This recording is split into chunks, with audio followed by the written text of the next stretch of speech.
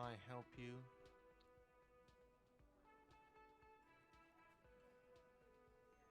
Um, Here's your trash container key. Thanks. I hope you found what you were looking for. I found the victim's clothes. How strange. I certainly didn't put them there. Could someone on your staff have put them there? Sylvie had the keys before I got here, and I can vouch for her. I can vouch for all my staff. None of us would tamper with the crime scene. Who else has keys to the trash container? The trash collection service? CS Municipal. I don't see why they would put anything in the trash, though. Ah, the elusive CS Municipal. I doubt we'll be able to track down who was sent here last and when. This will have to be one of those little threats that solves itself down the road. On Clinton Street, near the Boogie Street Diamond, a small truck rattles down an alleyway. It stops by a rusted trash container. Two men, their faces rough and swollen, jump out. They look at the container despondently.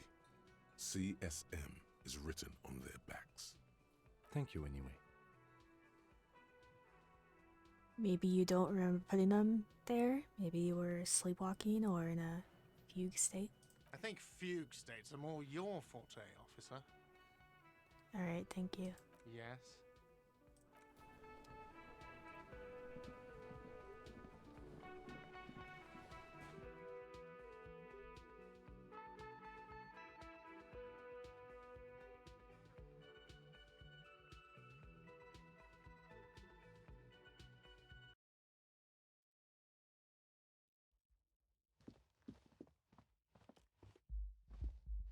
The door is closed.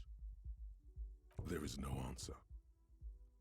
You hear the shower being turned on, somewhere inside. A tremendous loneliness comes over you. Everybody in the world is doing something without you. Swallow the emotion. The door is closed. Knock again. Still no answer. Knock again much harder. Still nothing. The lieutenant gives you a quick glance. You should punch a fucking hole in it. Suppress the urge. The murmur in your ears recedes slowly. Your breathing normalizes. That's one lucky door. We'll come back later.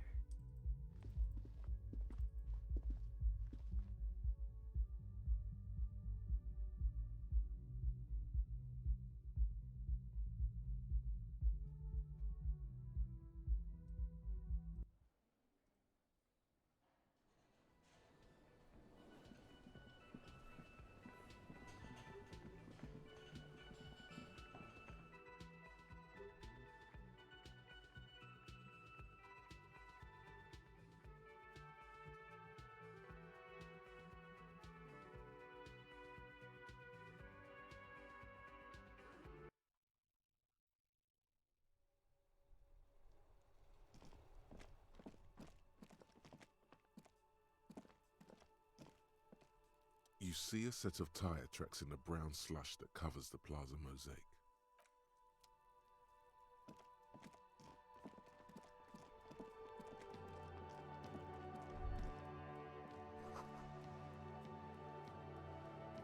Book appears to be erotica without actual erotica. Alright.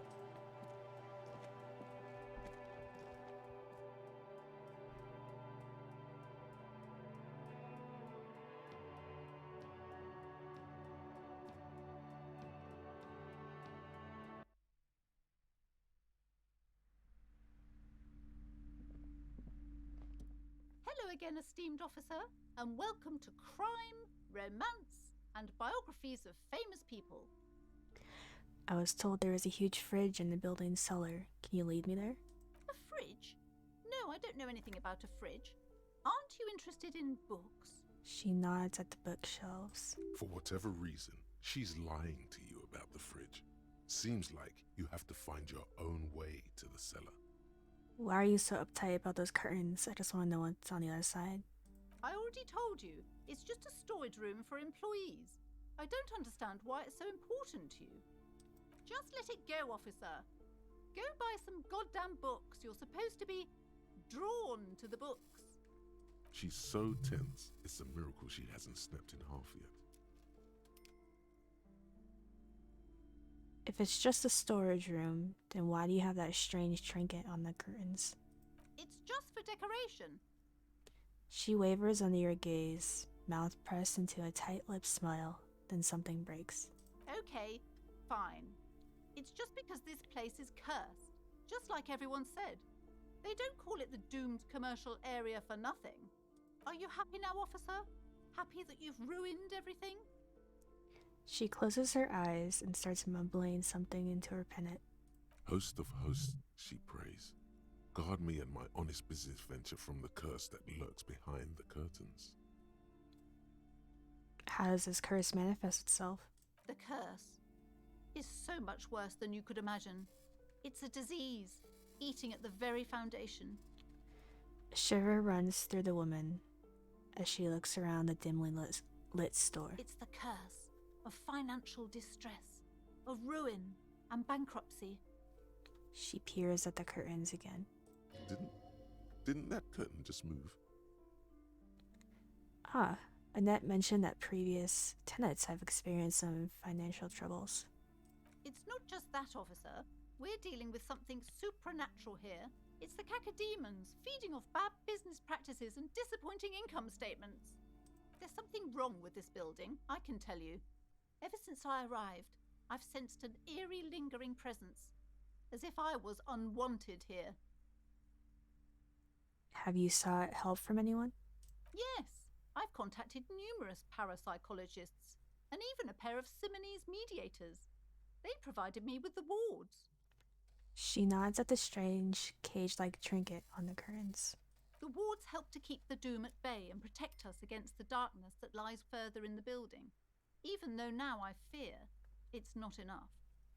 Is your pendant part of the ward as well? Oh, this?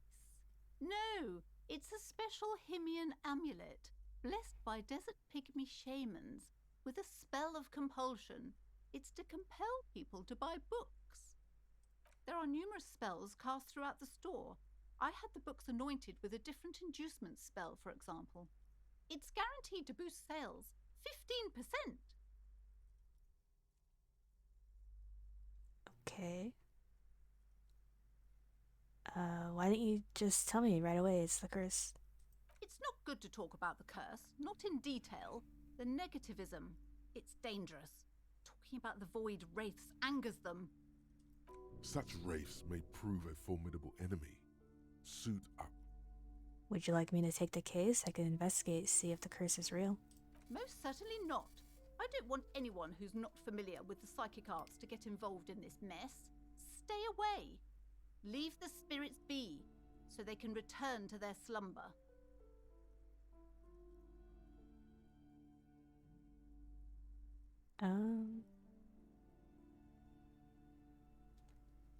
Convince her to let you investigate the Doom commercial area. Okay. 83%. Slither up to her, you silver-tongued fiend. Show her what world-class perfidy looks like. Ma'am, I came here to help. I've handled paranatural situations before. Are you sure? Don't think I haven't seen charlatans before. I have returned from the void, a para-detective from a long line of para-detectives. You're no paradetective. You look nothing like one. And you're clearly a drinker. Pardon me for being so blunt, but... Hey now, hey. You need the booze to focus, all right? The lieutenant keeps his usual stony calm. He silently picks out his notebook. Go ahead then, rock her world, he thinks. I'll compose some notes. I'd admit, I've had my share of drinks, but only because the spectral realm is parapsychologically taxing. How do you know all this? Here we go. I am the Void Revenant. I have the powers to debad all the energies. I should have realized. A pattern lies within the fabric. The hand of fate guides us. Our meeting couldn't have been mere chance. Perhaps you truly are the one to deliver this woman from the doom. But I am not the only one at risk. I have to think of my daughter. You are certain you can help us?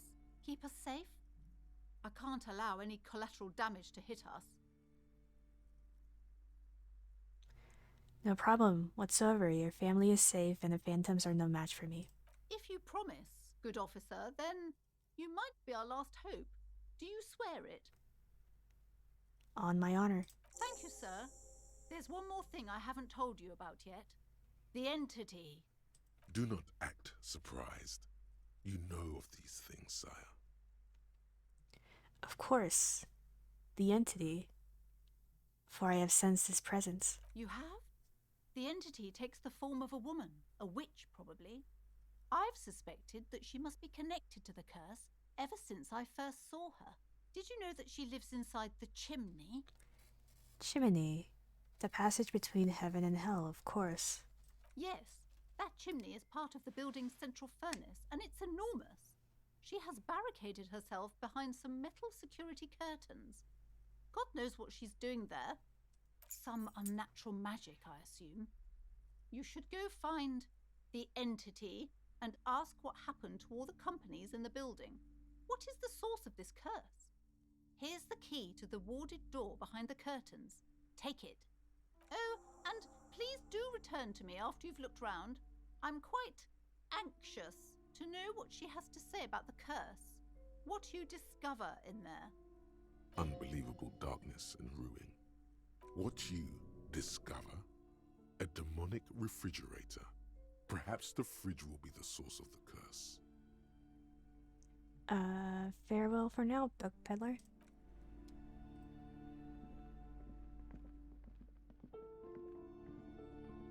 You see a set of tattered curtains blocking the way to another room.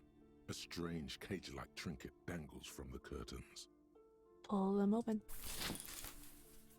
You see a dimly lit room full of dusty furniture and trash. A doorway stands in the back, covered in dozens of scary little cage-like trinkets, your shadow looming over it like an omen.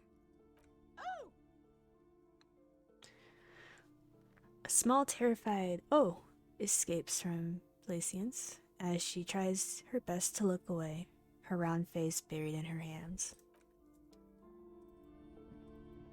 Plaisance, I think it's actually how it's spelled or pronounced. Ghostly silhouettes of hairdryers. No sane person would ever put their head in such a machine. A vaguely androgynous portrait of a man. Merely looking at that unmanly haircut threatens your masculinity. It's not that bad. A heavy door with a missing handle stands before you, covered in dozens, if not hundreds, of little oddly shaped trinkets and charms. It appears to be locked. Unlock the door with the key. After exerting some force, you manage to turn the key. It's eerily silent. The door slides slightly open, letting a draft of cold air into the room. You feel the tiny hairs on the back of your neck rise up, as if someone's standing right behind you. An uneasy knot forms in the pit of your stomach. Touch the back of your neck. What is this feeling? Outside, the wind howls in from across the bay. The building at Rue de Saint-Ghislain stands like a matchbox on its side, with men inside, like little wooden sticks, ready to catch fire. A panicking woman squeezes the pendant around her neck until it leaves a mark inside her palm. A man, a few meters away, stands frozen with a key in his hand. Somewhere inside, a spider is spinning its web. Open the door and enter.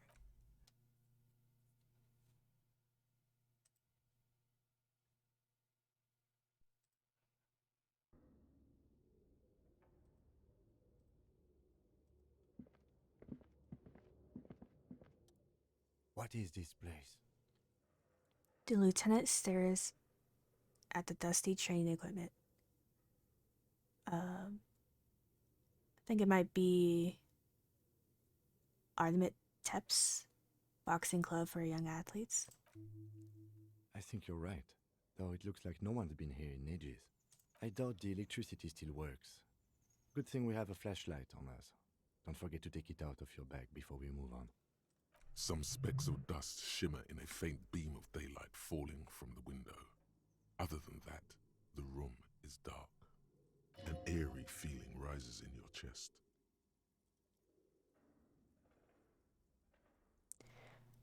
Let's just keep going. I'm sure it's just a regular abandoned house. Nothing mysterious here.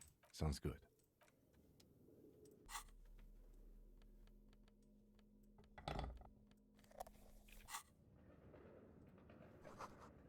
Sand is dripping from a punch bag.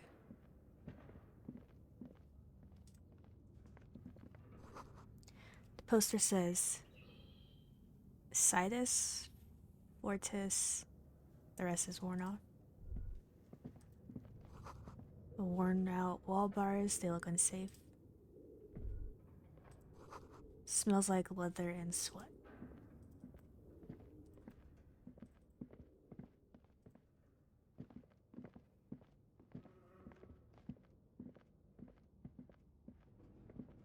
A barbell lies on the floor.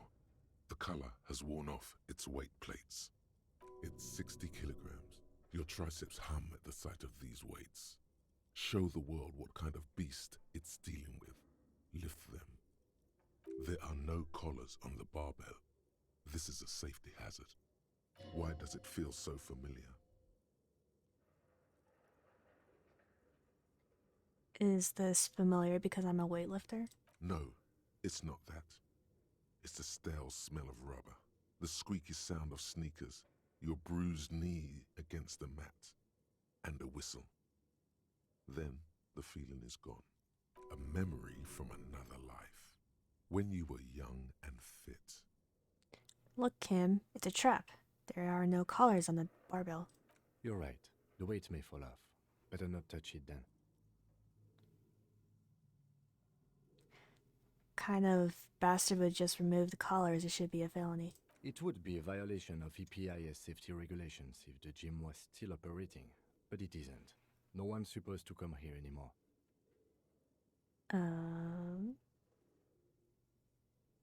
I can try to lift the barbell. It's only 28% though.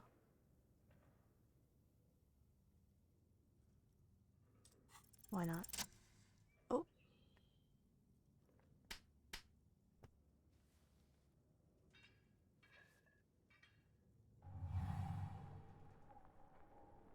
Conjuring up an inhuman amount of strength, you raise the barbell up in the air. Your biceps tremble, but you're a savage. This is a children's game. I'm a true champion. A warm wave of accomplishment washes over your head as you drop the barbell to the floor. For a moment, it feels like you're strong enough to succeed at anything you ever set your mind to. Hey, but you're still in a ghost house. What if someone heard this? What if they know you're here? Good technique. The lieutenant nods with approval.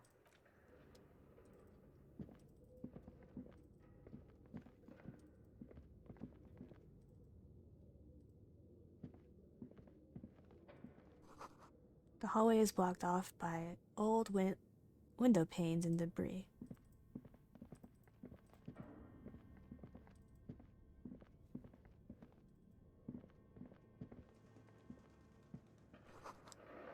A large demijohn full of strange liquid. Wild animals stare at you in the dark, stuffed and mounted.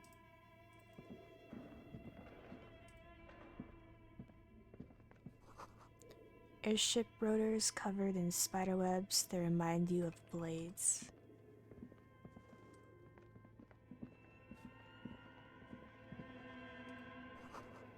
A naked mannequin torso, a strange yellow color.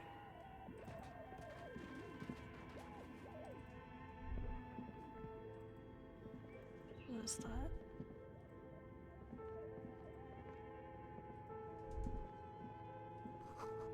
But where are the clothes they use to display?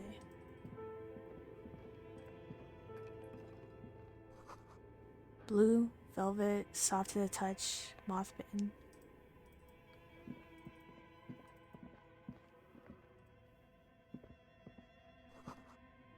Skis with slipstream printed on the laminated top layer.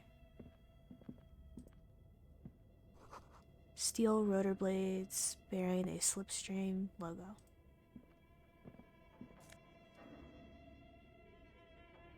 Production schedule? Filament memory? What is that?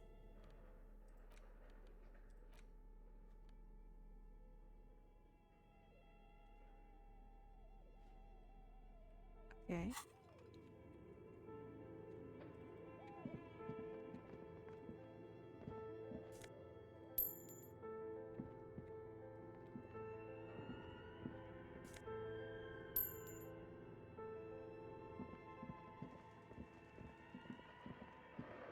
This appears to be some kind of machine with a cube-shaped heart and a wired framework.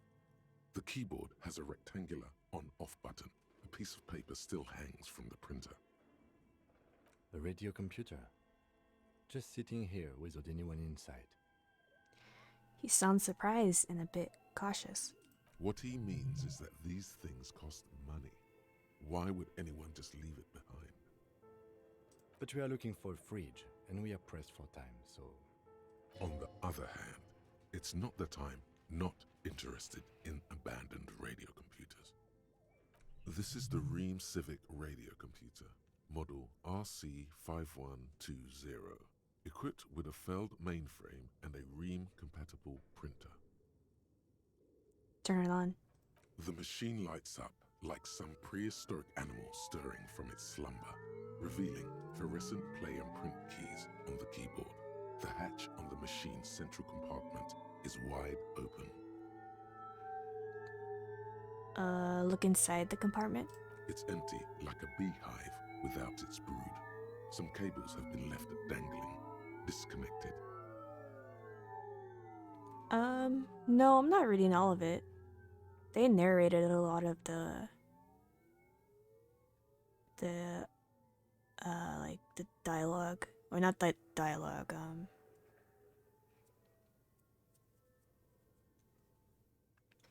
the novel portions, I guess you can say. I've just been reading whatever they don't, say, and, the dialect, like, the options you can do.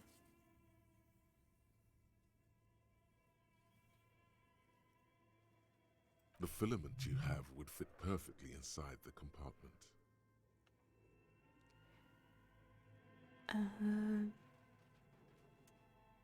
Press play.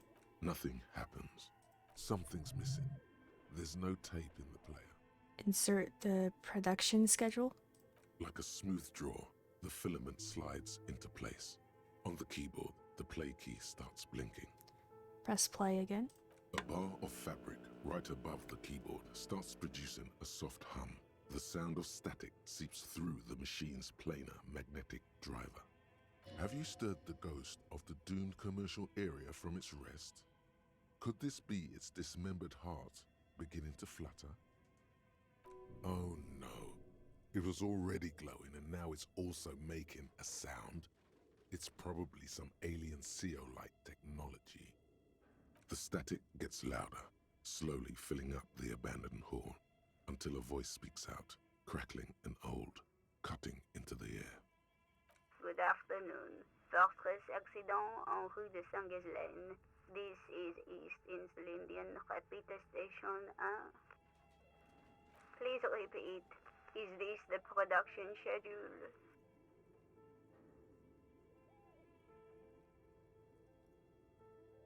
What is the production schedule? The filament you have inserted into the reader.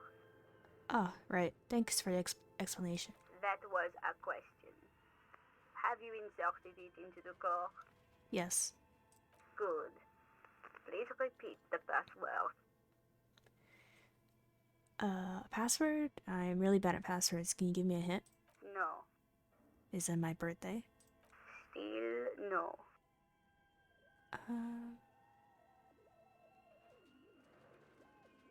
This is the police. Please open this thing.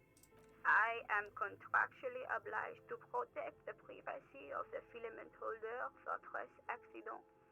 Without filing a warrant with Lintel, I cannot give you access to this filament. I'm afraid we are not doing that, unless we want to wait for a month. Now, can you please repeat the password? The voice of the machine asks again. She sounds cold in a damp air. I don't know the password. Received. I will register this login attempt. That sounds bad. A login attempt. Something a criminal would do. Don't worry. Passwords have a way of turning up sooner or later. Fortress Accident. Is there anything else I can do for you today? Why did you call me Fortress Accident? Fortress Accident is the company on whose name the terminal you are currently using has been registered to. Do you have any other information about this company? One moment. You hear her flip through a catalog before she reads out with studious care. Fortress Accident SCA produces revolutionary interactive call-in radio games. That's what the catalog says. And what is that? This interactive call-in radio game? Any other questions? You hear her ask when the connection finally improves. What are you? A machine? Or are you alive? Yes, I am alive. I am 74 years old and my name is Yvonne. She repeats passwords. Programming people are all paranoid.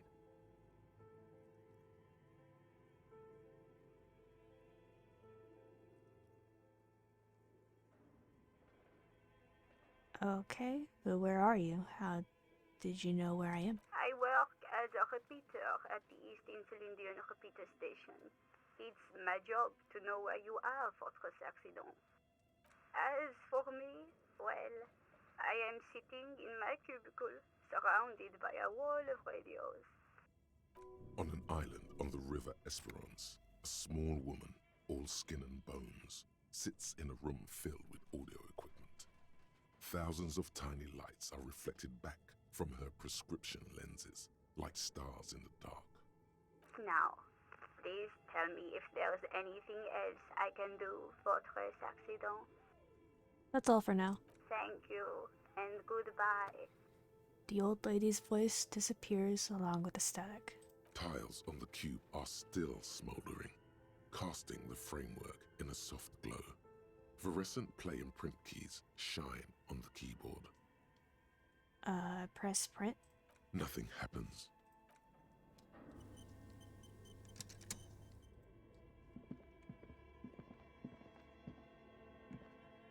This old fireplace is covered in lines drawn in blue and red marker, the mesh spreading over the stone like blood vessels on alabaster skin.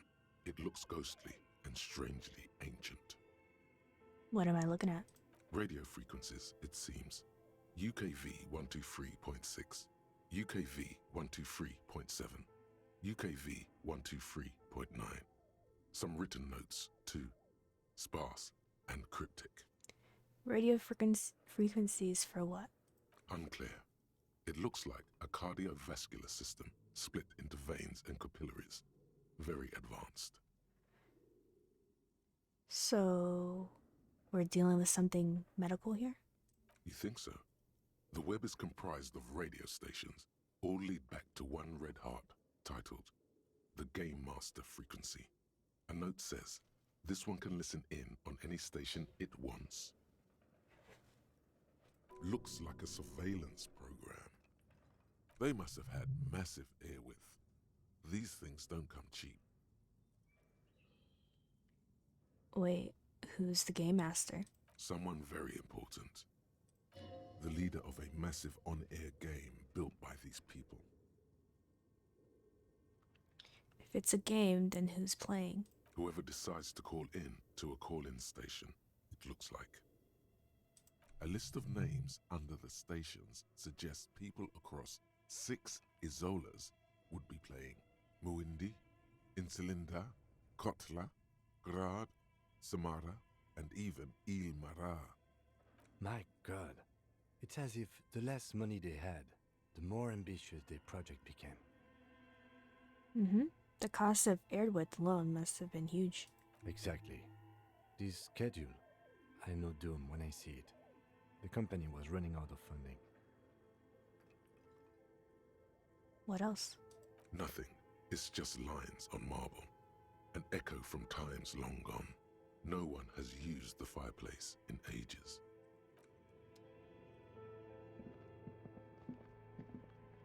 Your flashlight slides over an old green chalkboard covered in scribbles, sketches, and schemes like some ancient cave mural. Some of the writing has faded with age, but you can still make out sections here and there. Photos and drawings have been pinned to the board.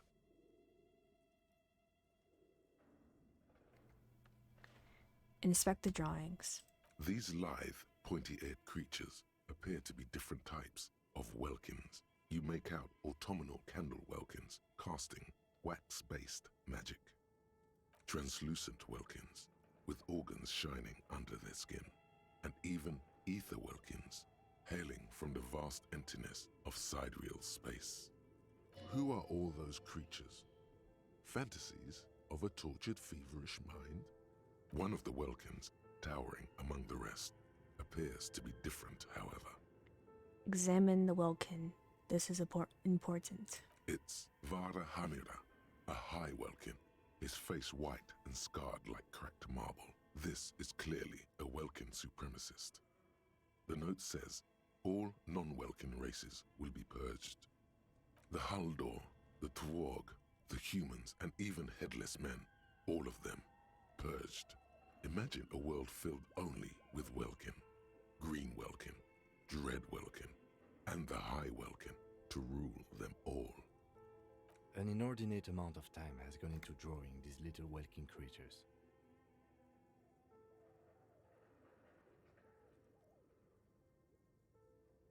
Why would anyone spend so much time on this? Some people really like building a world, I think, even if it's just for a game. One of them is a Welkin supremacist. Mm-hmm. Political commentary. That one has a great beard, too. The lieutenant nods at the Welkin's facial hair. Who are these creatures? Who drew them? Are they real? I have so many questions. This looks like concept art for a project. It's not really real. Well, this has been educational. Let's move on from the Welkins. Just look at those details. So much effort. Inspect the photos. The photo collage depicts barren, icy landscapes wrapped in perpetual night. You see permafrost and glacial landforms, dead trees grown in under the snow. Entire oceans have been frozen from shore to shore. There are pictures of settlements on dried-up riverbeds, abandoned in a storm. Animal corpses in the dark, carcasses and bones. You see primitive oil rigs built into glaciers, boreal dvorg, yurts under the snow, great mammoth-like beasts of burden. Albeit dark and cold, this vision also feels cozy in its own way, like eggnog or morphine, a much-needed respite from our own world. A pinned postcard reads, "The heat death scenario, a desperate fight for geothermal energy engulfs the world as Wirral becomes untethered from its sun, drifting through the universe." Inspect the schedule. This is a monthly calendar from the year 50. Cryptic words like sprint, daily minimi, and GPI span the marker-drawn grid, the grand scheme of production and money. It looks a bit like an academic calendar, only much more brutal. Keep reading. What happened? As time goes on, the numbers in the boxes grow rarer and rarer. The board becomes an empty snowfield in the final days. Only failure and regret dwell in this region. Looks like they didn't make it. The lieutenant looks at the frigid ice field of nothingness. A note in the bottom left corner of the chalkboard says, "See the prod schedule filament for details." Inspect the notes. The handwriting is only partly legible, but you can still make out 3 slogans: Call in, Tune Out, Wirral Untethered, and Heat Death of the Universe. The full text reads, "Heat Death of the Universe is the new black." Another note says, "The biggest advancement in role-playing systems since the 30s. Outside, a cold wind wraps the building in its bosom. Snowflakes in the wind. An old woman passes what the locals call the doomed commercial area. She tries hard not to look at the bookstore windows. It's unwise."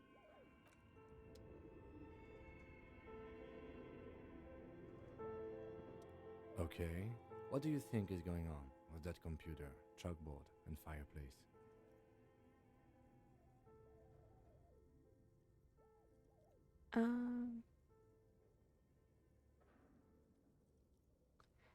Looks like an undercover counterintelligence program.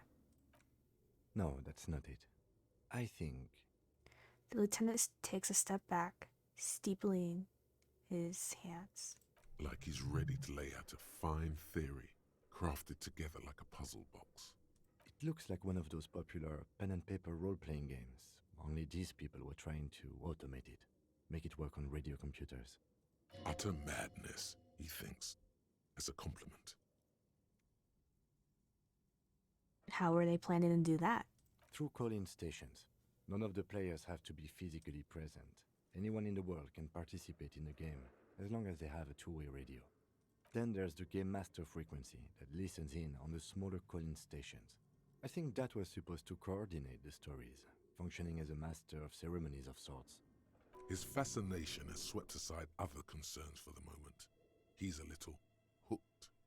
Coordinating so many games would take a whole switchboard of people, possibly divided into sub-frequencies. Has anyone ever done this before? Not to my knowledge. They make automated games in Grad, Messina, Königstein. You know, places with industry.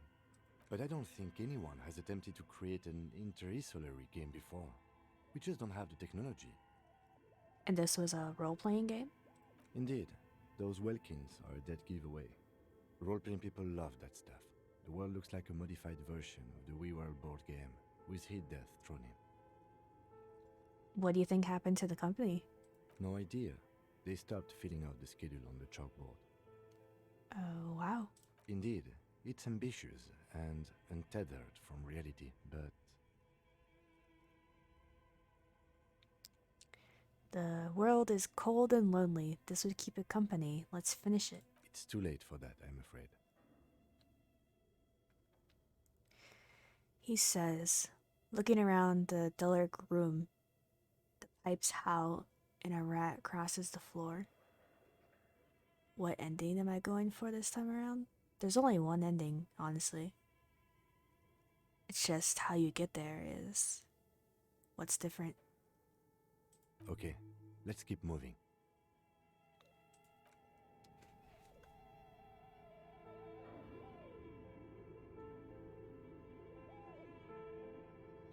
You wanna wear it? Yeah, it's more about the journey than the destination.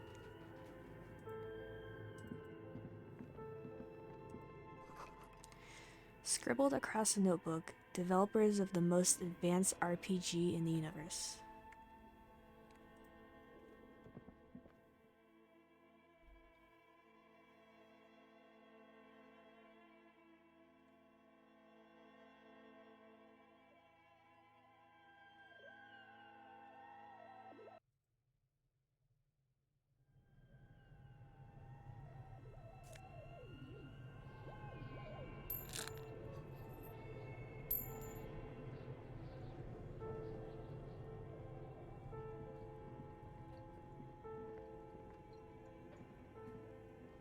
A thick layer of coal dust covers the furnace, coloring it pitch black. Looks like this furnace has a face, and it's a face of agony. Look inside the furnace? It's dark and grimy here. In the darkness you can hear chatter. It's coming from above. A voice or several voices talking to each other. Near the smoke chamber, upstairs. The echo is so prominent, it's impossible to discern what the voices are saying or what's producing them. What are you doing? The lieutenant asked when he sees you climb halfway inside the furnace. Not sure, Kim, but I think I hear someone talking upstairs. Wait, really? We should investigate, see if someone's upstairs.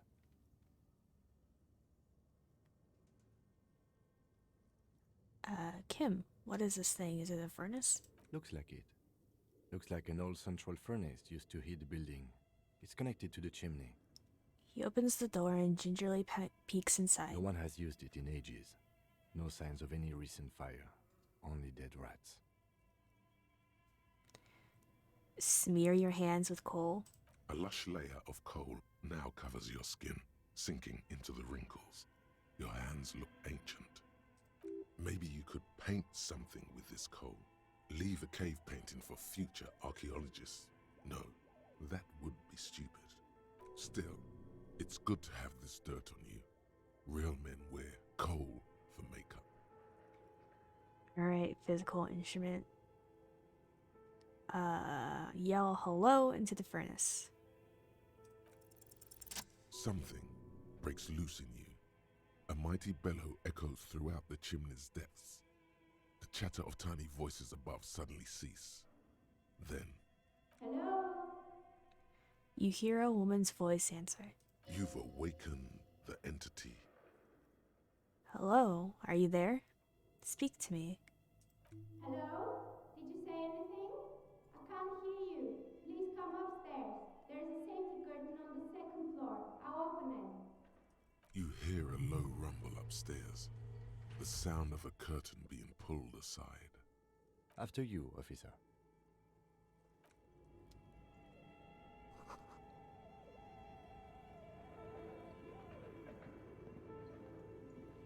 The wall collapsed is inaccessible now. I don't know why it showed up over here, but... An ice cream maker, defrosted and then unplugged.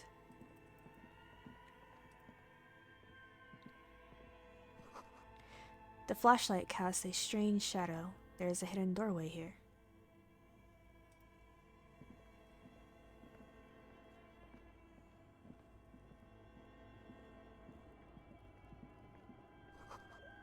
Two rusty rifles are hidden above the piping. They look inoperable. Someone has stuck some busted guns beneath the ceiling. A few bricks have fallen off, revealing a compartment behind the wall. It's too dark to see in.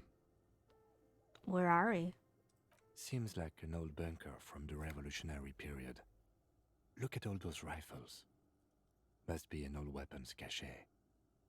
Look, there's a hole in the wall. There is, yes. And there also appears to be something inside the hole. Interesting. Do you want to take a look? I do. Your hand reaches deep into darkness and spiderwebs. Rummaging around, you find rusty rifles hidden away. Inspect them. Most of them are rusty and inoperable, like the rest, but one catches your eye.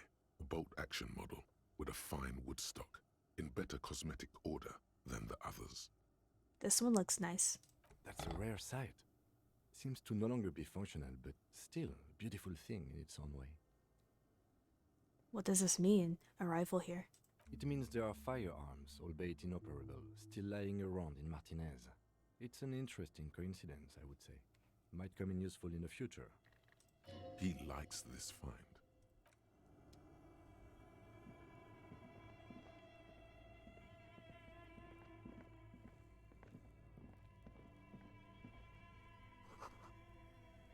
Frozen ice cream maker that is still running.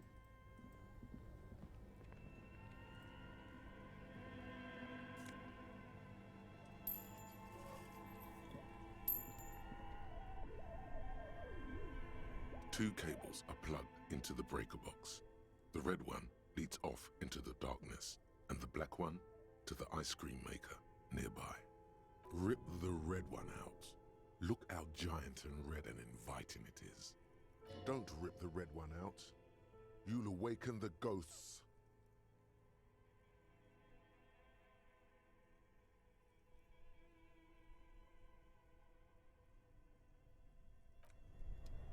Let's see where the red one goes.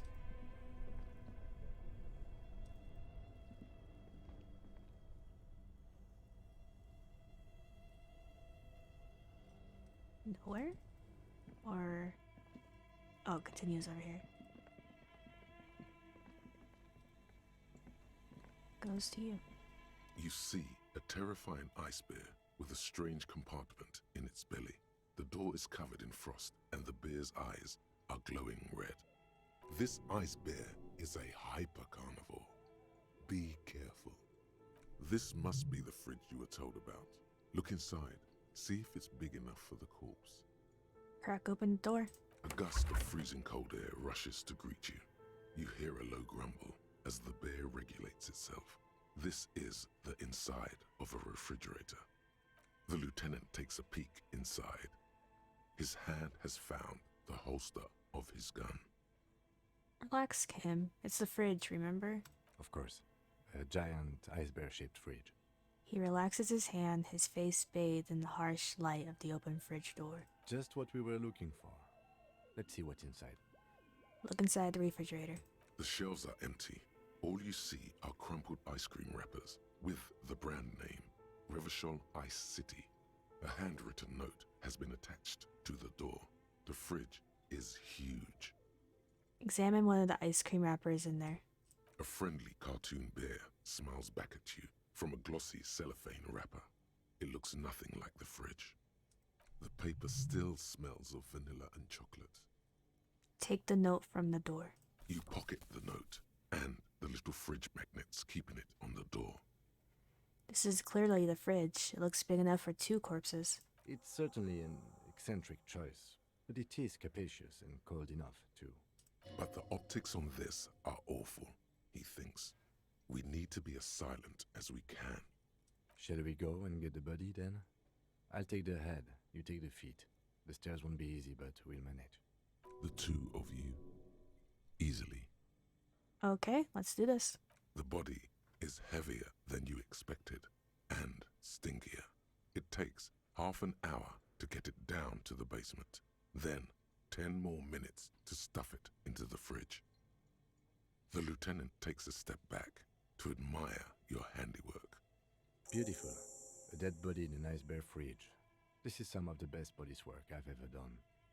You've definitely earned a drink after this, perhaps even some pagan rites. I'm not sure I believe you. Of course you don't. Look at that. What have we done? We stuffed a dead body in an ice bear fridge. This does not leave this room. Oh, I thought that was gonna be an answer to the pagan's rights thing. Oh well.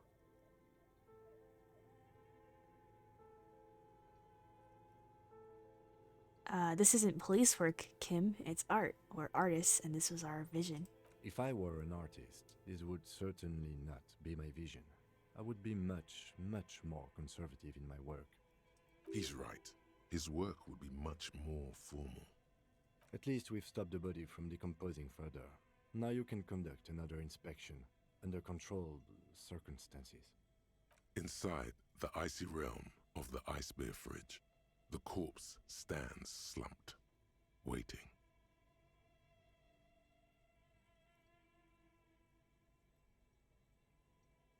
Search the body one more time thoroughly. Your arms reach out and your eyes close, as if by their own volition. It's dark all around. You feel cold, slippery flesh. First with your fingertips, it's right under the palm of your hand. What is this?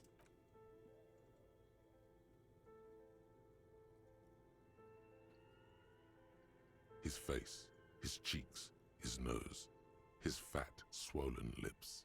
Like a rubber spider, your gloved hand crawls on his features. Everything is silent, all around. Put your fingers in his mouth?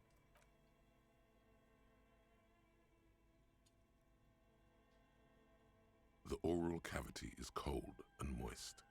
A ball-like tongue attaches itself to the base of the mouth, lolling around like a scallop. You're on the right track.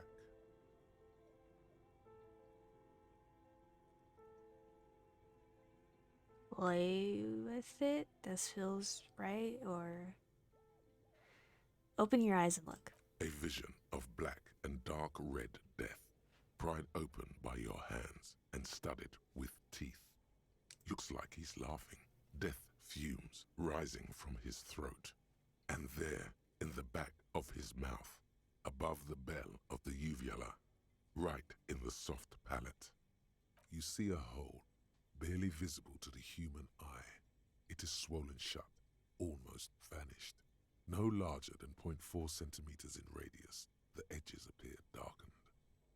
Say, fuck yeah. Keep going. Touch it with your finger gently.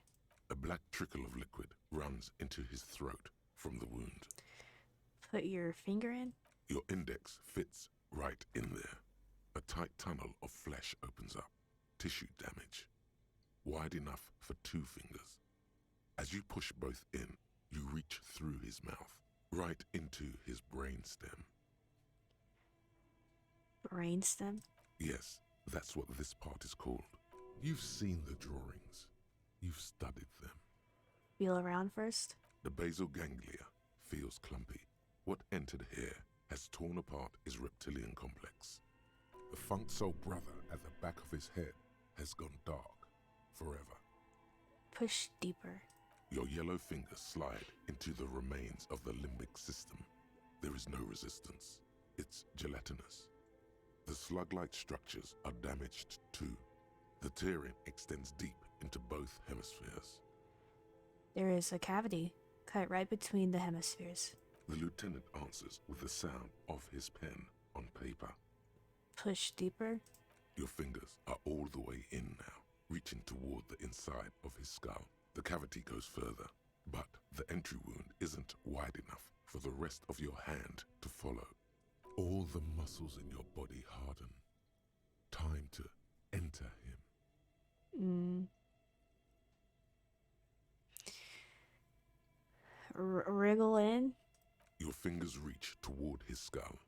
His cerebral cortex feels like jelly. Cold jelly. Strange fluid streams down your wrist as you push deeper until you feel it on the tip of your finger. Ice cold serrated metal. Its edges cut right through the latex and into your finger. The pain is barely noticeable under the adrenaline rush. I feel a solid object right under the skull. Can you get to it? Inspect the skull first. There's a tiny crack, a protrusion in the cranium, right in the back of his head. Your finger must be pointing straight at it, from the inside. The object that is in there stops just short of the skull, in the encephalus, knocking this tiny fracture into the cranium. We have the makings of a very small exit wound here. The lieutenant leans closer. Fish it out. Got 97%. Nice.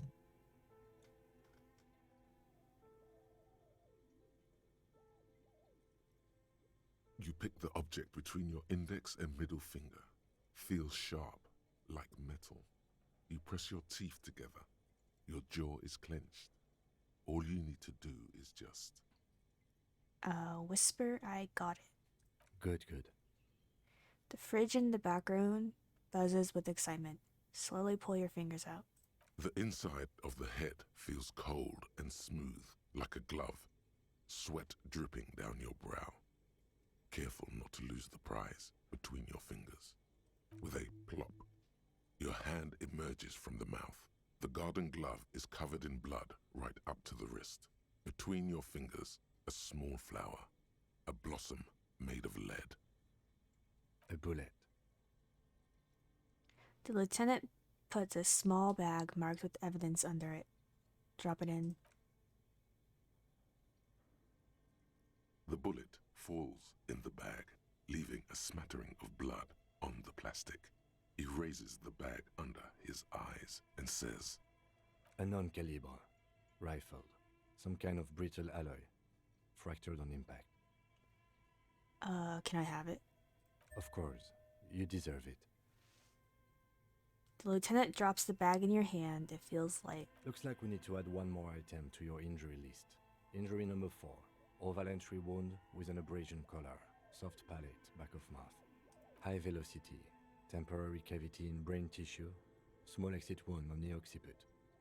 How does that sound? Sounds about right. Opinion, fatal injury. Agreed. We have extensive tissue destruction away from the one track. We have a bullet. Goddamn right. And one last thing. We can now fill in injury number 3. Ligament mark. Opinion non-fatal. Post-mortem. Treatment. he's proposing the bullet was the real cause of death, and the hanging an attempt to conceal this fact. Treatment? Treatment, officer, is an attempt to manipulate the body after death, to hide the real cause with a false cause. In this case, this injury here. The ligament mark, a fractured hyoid bone. It was all treatment. Yes, and the belt around his neck, the hanging, even dragging him to the yard. All of it was done after this man was already dead. Dead. Dead. Agreed. I have had my doubts since you showed me the tracks. Why did they carry him over? Why not march him, I thought. There was no satisfying explanation. There have been other signs too, small things. We were right not to assign hanging as cause of death, as the perpetrators expected we would. No such luck for them. We didn't fall for it, he thinks. There's pride in there. Who would do this? That's for us to find out. But this, it will make finding them just a little easier. Why would anyone do this? To hide something. The real killer, the real motivation, what really happened here. Maybe the bullet holds more answers? Yes, we should take a closer look at it. I am certain it has more to tell us. This little thing could reveal much about the weapon that shot it. I think I need to wash myself. Oh, you really do. I am glad to hear you say that. Your room in the Whirling in Rags should come with a bathroom. Be sure to make use of it in the evening. What happens next? We put him in a bag and carry him to the holding pen of my kinema. The body bag should contain the odor for the duration of the transport. I would drive him to processing, but it's too late to do that today. I'll do it first thing tomorrow. No problem. One more thing. This was really good work, detective. What does a giant bear-shaped fridge do in an abandoned cellar in the first place? Good question. It looks like an ice cream fridge. The lieutenant reaches for one of the wrappers. He studies it in the light. So they tried to sell ice cream from this hyper carnivore? I know. What an unfortunate marketing choice. What is even worse, the bear is still costing them money to this day. The lieutenant points at the red, snaky cable running from the fridge. The electricity bill must be catastrophic. On the other hand, it did help us with a certain corpse situation. Lucky us, indeed. Refrigerated meat is much better for coroner's work.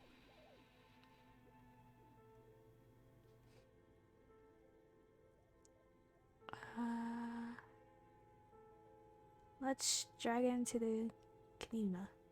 All right. He takes out a shiny black body bag and starts pulling the plastic over the dead man's face. There go those beautiful enamel boots. May they rest in processing. You're knocking those off, man. Leave it alone. Oh well, in another lifetime. I will need a little help carrying him. You take the hands, I'll take the legs. Bag the corpse and drag it to the motor carriage.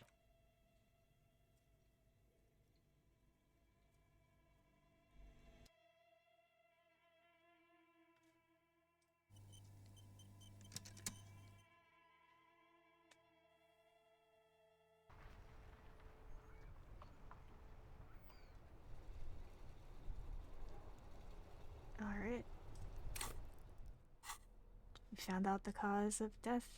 Actually, I want to go back in there. Let's go.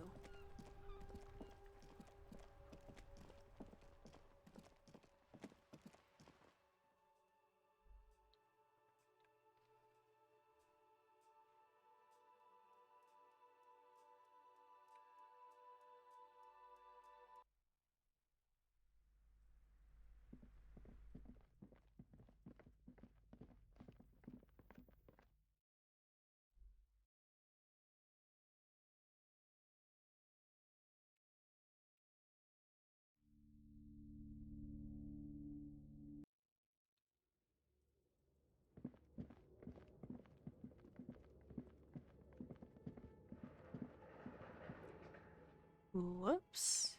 That is not what I wanted.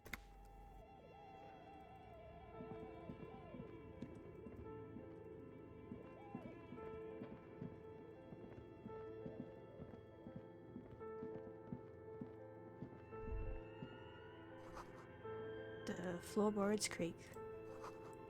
Shoes in a puddle of melting snow.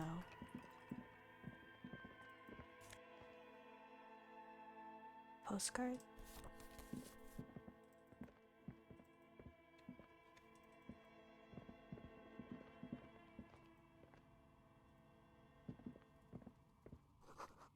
This is a tray full of dice, colorful polyhedral dice, hundreds of them.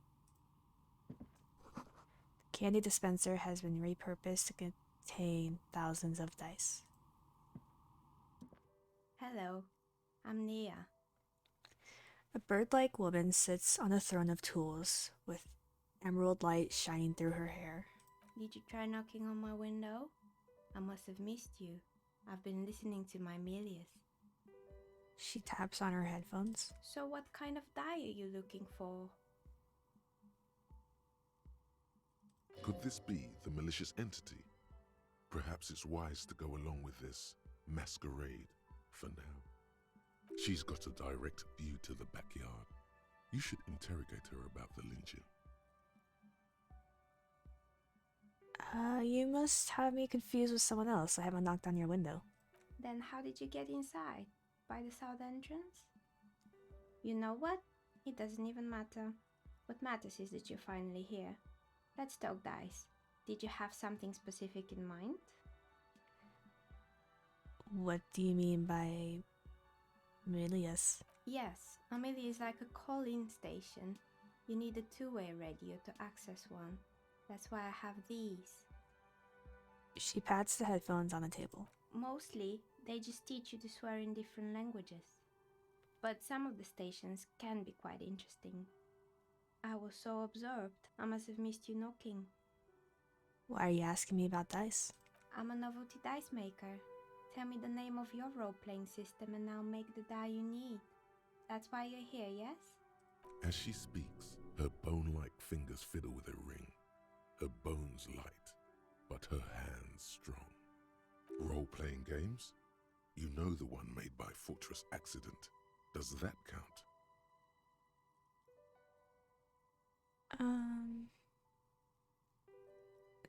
I'm not interested in buying dice right now. I'm a police officer and I need to ask some questions. Of course, I can see that. I just thought you were a police officer looking for dice. How else can I help you then? How'd you become a dice maker? How did I become one? It was a business decision. I was a regular jeweler at first, but that's an unfocused field with too much competition. Some of my friends were role players. They asked me to make some polyhedral dice out of cobalt. That was my first order. I grew it from there. Do you like role-playing games yourself? Not especially. I like working with rare materials and a steady pay. And role players as customers? They're nice people. What do you know about the man who was lynched behind the whirling in rags? Nothing really. I didn't know him. Who cares about the dead body? We might be dealing with a malignant entity here. The lieutenant looks at his notebook, then the woman under the large window. Your window looks directly onto the courtyard. You're saying you didn't see or hear anything unusual last Sunday evening? I'm sorry, detective, but As you know, I usually have my headphones on when I'm working. It shuts out most of the daily ruckus behind my window. What do you mean by daily ruckus? Well, there's always something going on in the Whirling's backyard. She stops to try and come up with an example. During daytime, there are usually those kids. And lately, I've been seeing a lot of drunk workers hanging about. Must be because of the strike. But I never saw anyone during that fateful Sunday night, I'm afraid. And you never took your eyes off work to look out the window? I might have, but in this case, all I would have seen is my own reflection staring back from the darkness. It's really hard to make anything out in the yard when it's dark outside. Besides, I rarely get up to look out the window when I'm in the zone. Do you often work Sunday nights? It's an odd profession, making dice for people, but I like it, and I prefer doing this to sitting at home. I see. Thank you for your answers. She nods. Anything else, officer? Hey, where are we anyways? What is this place? We're inside the chimney of an old central furnace. It's strange, I know. She looks at the ruddy bricks that make up the walls. Even though they've been repainted there are still signs of coal black soot here and there. But when I arrived here, all the other rooms were taken, so I had to build myself a makeshift home. Besides, I don't really have to pay any rent here, so that's a plus. Plaisance was right. There's an entity living in the chimney. You should ask her about the curse.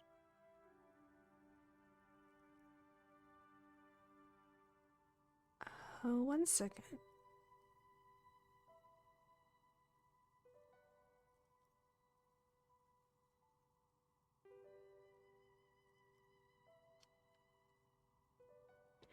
Sorry, my phone went off. Let me just put down the floor. Creative. The lieutenant looks around the spacious room, its ceiling fading into the shadows above. When she arrived here, there was no room anywhere else. She must have known the other businesses. Do you know what happened to the other tenants? Everyone else is gone. More or less. Are you interested in anyone specific? Rats scuttle in the dark rooms under the abandoned blow dryers and dusty mannequins. Cobwebs cover rotors and radio computers alike. So much failure. There used to be a hair salon here, right? Yes, I think it was called Androgynous Orlando or something similar. They weren't a big hit around here. Turns out that working class men don't like genderless haircuts. They're scared of that word. You wouldn't like it either. The others would laugh at you. Speak for yourself, physical instrument. It's not about the haircut. It's about the confidence. What's wrong with a little bit of experimenting? Customers should have been a bit more open-minded. I guess it just wasn't the time yet. She tucks a strand of hair under the headscarf. What happened to the gym? It wasn't merely a gym, it was Artemidep's boxing club. A community project created to steer at-risk youth away from drugs and crime. Maybe that's what Kuno needs, a community-centric boxing club. Kuno. Who's Kuno? He's a little ginger gremlin who likes to defile dead bodies. Oh, you mean the kid with the sailor's mouth? Yes, I've heard him yelling profanities in the backyard. She looks out the window, her face reflecting back in the dark. I think it would take more than a gym to help that kid. And who was Artemidep? A kind man from Zemsk. I heard he had some trouble with the law when he was younger, and that's why he wanted to start the gym, as his way of giving back. How did the community project work out? It didn't. If anything, it made the youth situation in Martinez even worse. At some point, someone started a rumor that the punching bag downstairs was full of amphetamines. You should have known it. Eventually, the coalition took away the funding and the club went bankrupt. This was a few years ago. It's gotten much more peaceful around the plaza ever since. What's up with the broken windows? Oh, this one's a mess. There used to be a company that promised to repair windows 24 hours a day. What could go wrong with this one, right? Turns out, the business was actually set up as a front for an illicit group that was producing snuff medias. Who would have guessed? And they never cleaned up the debris either. Now it's just littering the hallway and I have no idea how to get rid of it on my own.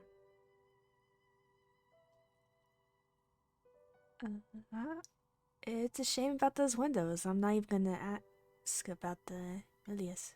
Yeah, don't. She looks down, then up again. Did someone make stuffed animals? I saw a mount hanging around. You mean Mr. Fabron, the taxidermist? No, he mostly just did drugs. But what drugs exactly? Let it pass. Anything else? I found creepy mannequins. There used to be a fashion atelier here, but I have forgotten the head designer's name. They were doing well for a couple of years, until the insect rights activists came. Insect right activists? Mm-hmm. The atelier produced a certain collection that used chitin among the materials. Apparently chitin is made in the Occident, where it's extracted from beetle wings. And you know how all kinds of political movements are big in the Occident. The activists shut down the biggest chitin supplier, which of course caused the price to skyrocket. And, naturally, all the most fashionable tastemakers refused to be seen in chitin from then on. The atelier went bankrupt before they could finish the collection.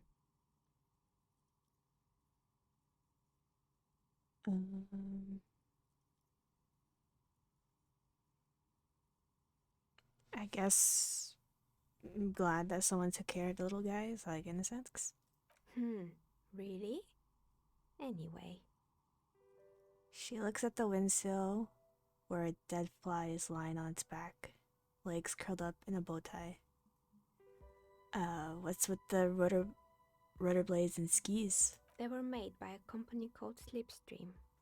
After they pivoted from making rotor blades to skis, their chief executive took off on a vacation with all their money. She rests her chin on her hand with an impish smile. Honestly, I think it's quite funny. I think he's still sending out holiday transmissions from Tulula or Tiumotiri or Hashtkor or wherever he is.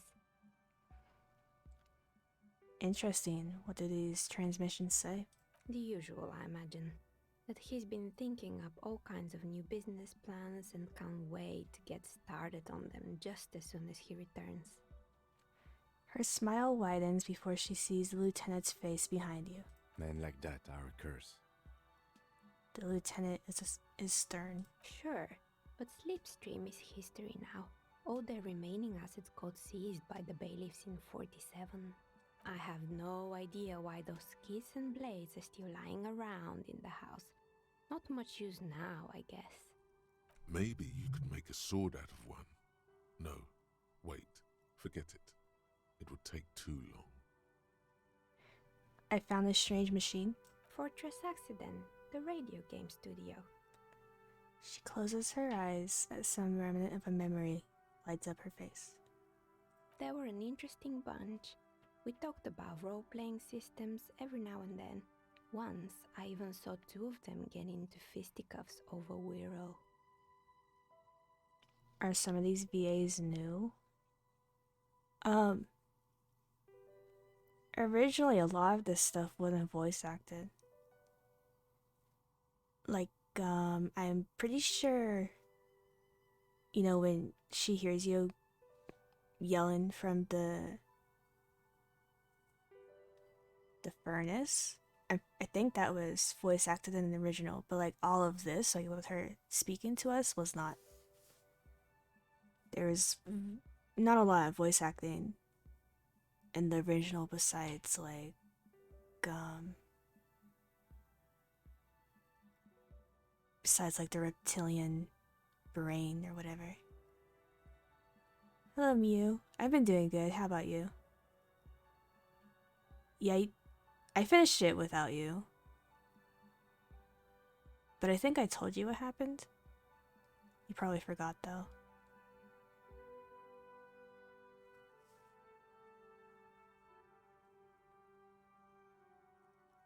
They certainly took their work very seriously, even if they seem to be chronically liberal with their schedules. What do you mean, liberal? What happened? The usual. They ran out of money and couldn't get the project done on time. What went wrong? Well, I did hear them talking at times. She looks at the hallway as if she can still hear them chit-chat behind her curtains on a cigarette break. They seemed to believe they were historical individuals on some grand quest. You doing well? Well, that's great.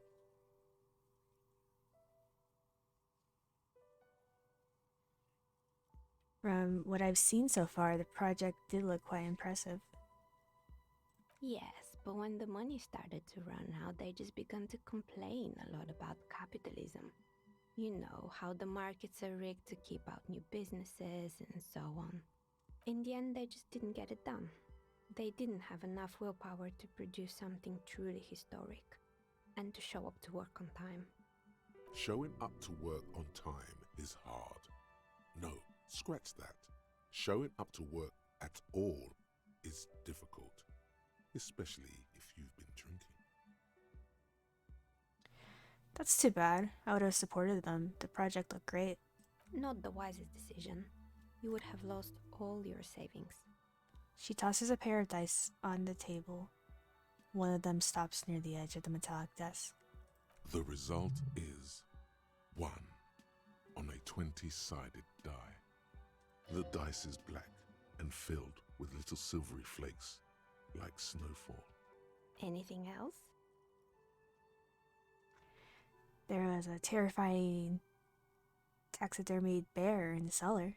Oh boy, the fabled Revachol ICT. You're in for a treat here.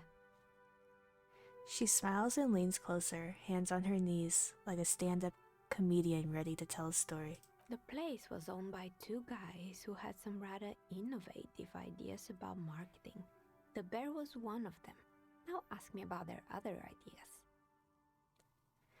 Alright, what about the other ideas?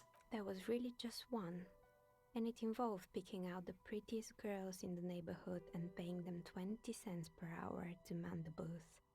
And by man the booth, I mean slump behind the counter with a face that could maim you if you ever dared to disturb their bored magazine browsing.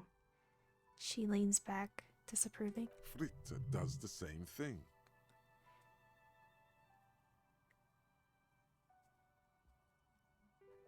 Well, what did they expect?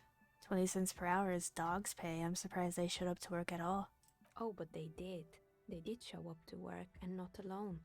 There were also acne-ridden girlfriends and gorilla-like boyfriends loitering near the ice cream stand. And they already had the bear. She closes her eyes as if remembering something painful. What about the bear? The bear. She repeats, pressing thumbs into her temples, like trying to suppress a headache. It didn't work out. Of course not. The bear was terrifying. No one wants ice cream guarded by a hostile apex predator. To make matters worse, the fridge didn't work too well either, and half the ice cream came out malformed and partially melted. Eventually, Revachol ICT lost the price war to its rival, Glace 5000. Glace 5000 sold caramel sundaes for only 5 cents a piece, out of regular fridges. I'm sure the bear was doing its best. Maybe, because the taxidermist who made that bear definitely wasn't. Doing his best, I mean. How come? He said that the bear was his vision beast. He said he met his vision beast while high on desiccants. Called it Megatherian. Scary, but cool. Megatherian? Megatherian, a mega wild beast. What's a mega wild beast? It's an imaginary beast that guides you through life by telling you to do more drugs, mostly. A wise and noble beast, guiding you toward the land where the streets are paved with drugs. I don't do drugs. Very good. You shouldn't do them. You're a police officer after all. Anyway, now you know the story of the fallen ice cream empire. She seems almost sad, finishing the story. The temperature has dropped in the cover of the night. You see frost on the windows. Anything else? Another failed business, perhaps? I've been here for a long time. I found the building's intercom, but it's not working. Oh, right. I hope you didn't try to ring me. I think none of those doorbells work, including mine. I'm still in the middle of connecting the wires. Sorry about the confusion. So you're telling me the doorbell with the empty name card was yours? That's right. I haven't even written my name there. As I said, it's quite useless right now. It doesn't work yet. I was wondering about the whirling in rags. Is it part of the same building complex? You could say so. Both houses were built at the same time and under the East Delta Commerce Center project. That explains why you can call the whirling from the intercom, albeit I doubt that anyone responds. If the whirling is part of the same building, then it's part of the Dune commercial area. The darkness of this place is there, too. I saw a name, East Delta Pinball, on the doorbell. Right. It used to be a gaming arcade.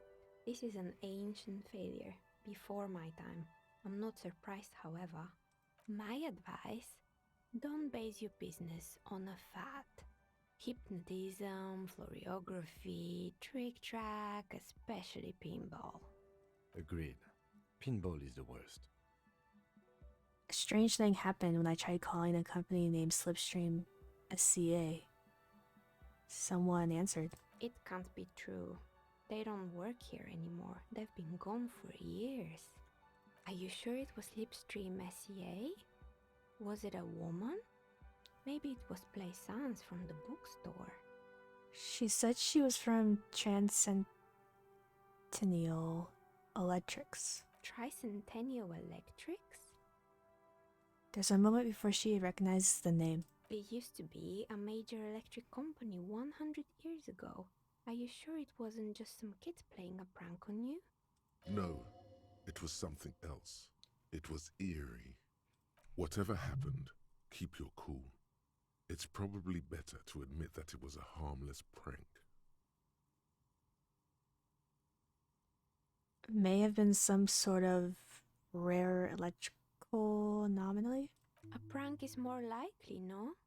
Oh, the kids these days. We were just one of them, and now they're terrorizing us. No solidarity. I have a few more questions about the building. Sure, I'm listening. Actually, I have other questions. Good. I hope it clarified things a bit. What else? I've heard this place is cursed. Do you know that the people call it the Doom commercial area? I've heard the stories, but I don't think those stories are true. Plaisance is the one who sent me. She's convinced that the place is swarming with malicious energies. Plaisance, the bookshop lady? I've heard that her business is doing rather well. Have the energies spared her somehow? Actually, the bookstore isn't doing that well. There's hardly any customers and she has to exploit her own daughter to keep the company going. Oh, right. But it's not just the bookstore that's still up and running. What about the whirling in rags? Some people say it's part of the building complex. You're right. The whirling doesn't really look like it's cursed. And then there is me. She sighs, looking at her messy work table. All kinds of tools lie there, scattered from knives to carving files to wire cutters. I've been here for 14 years, selling novelty dice to role-playing enthusiasts. Not exactly a million-real business idea, yet somehow I've survived despite the talk of malicious energies. Strange, isn't it? It's because she's in cahoots with the demons. Lysance thinks it's because you're the source of it, a malignant entity. Malignant entity? What does that even mean? Some kind of sorceress? What about you, officer? Do you think I'm the malignant entity? The jig is up. The she-demon knows you've uncovered her true identity. Time has come to face the source. Fear not, for the forces of the universe are supporting you in this psychic quest. I'm starting to see that there's no curse, only business decisions and natural market fluctuations. Exactly. Truth is always so disappointingly mundane and boring. But I'm glad we got this sorted out. Anything else I can help you with today? The bookstore closes starting 2100. You'll have to do that tomorrow.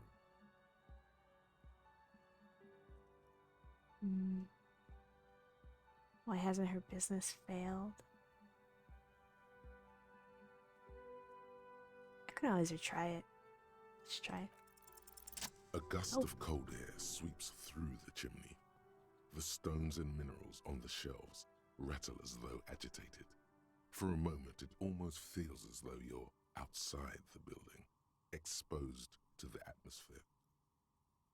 This is just a theory, but hear me out. I think I know why your business hasn't failed. Didn't we already talk about this? She asks as the wind continues to seep in through the cracks in the old chimney. It's because you're not in the same building as the others. This isn't technically the doomed commercial area.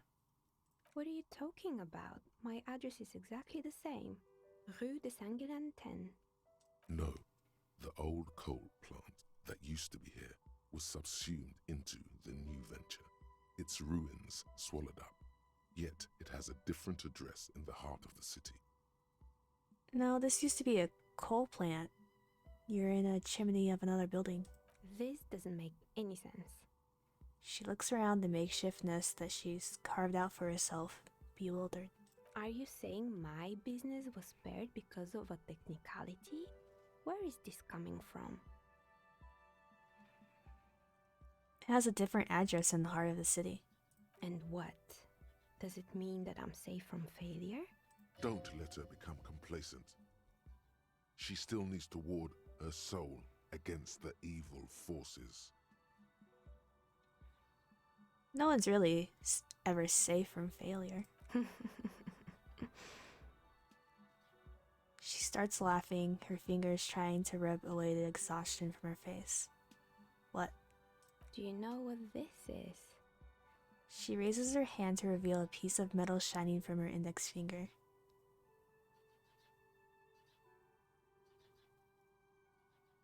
It looks like a regular piece of jewelry to me. It's a mourning ring. I made this when my first company failed. It was a small jewelry shop right here in the East Delta Commerce Center, built with the little I inherited from my parents. I drove it into the ground within a year. I didn't have what you would call a viable business plan. Why are you telling me this? It wasn't just the jewelry shop either. I always thought that it was just the world that you were supposed to try again and again until you finally succeed. And now you're telling me what? That it was all because I didn't run my little shops and ventures from a dump inside an abandoned chimney? Don't call it a dump. You've made it nice and cozy in here. Yeah. Or maybe it's the entire world that's cursed. It's such a precarious place. Nothing ever works out the way you want it.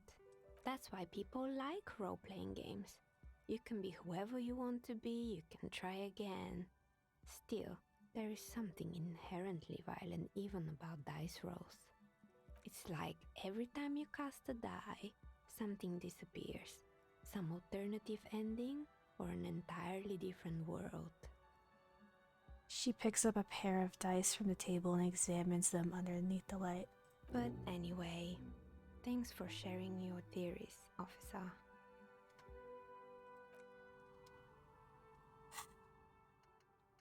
What's this? All red checks fail?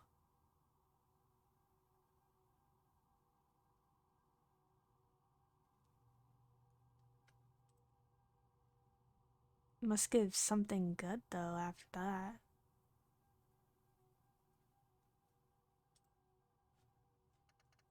Oh no, let's try it.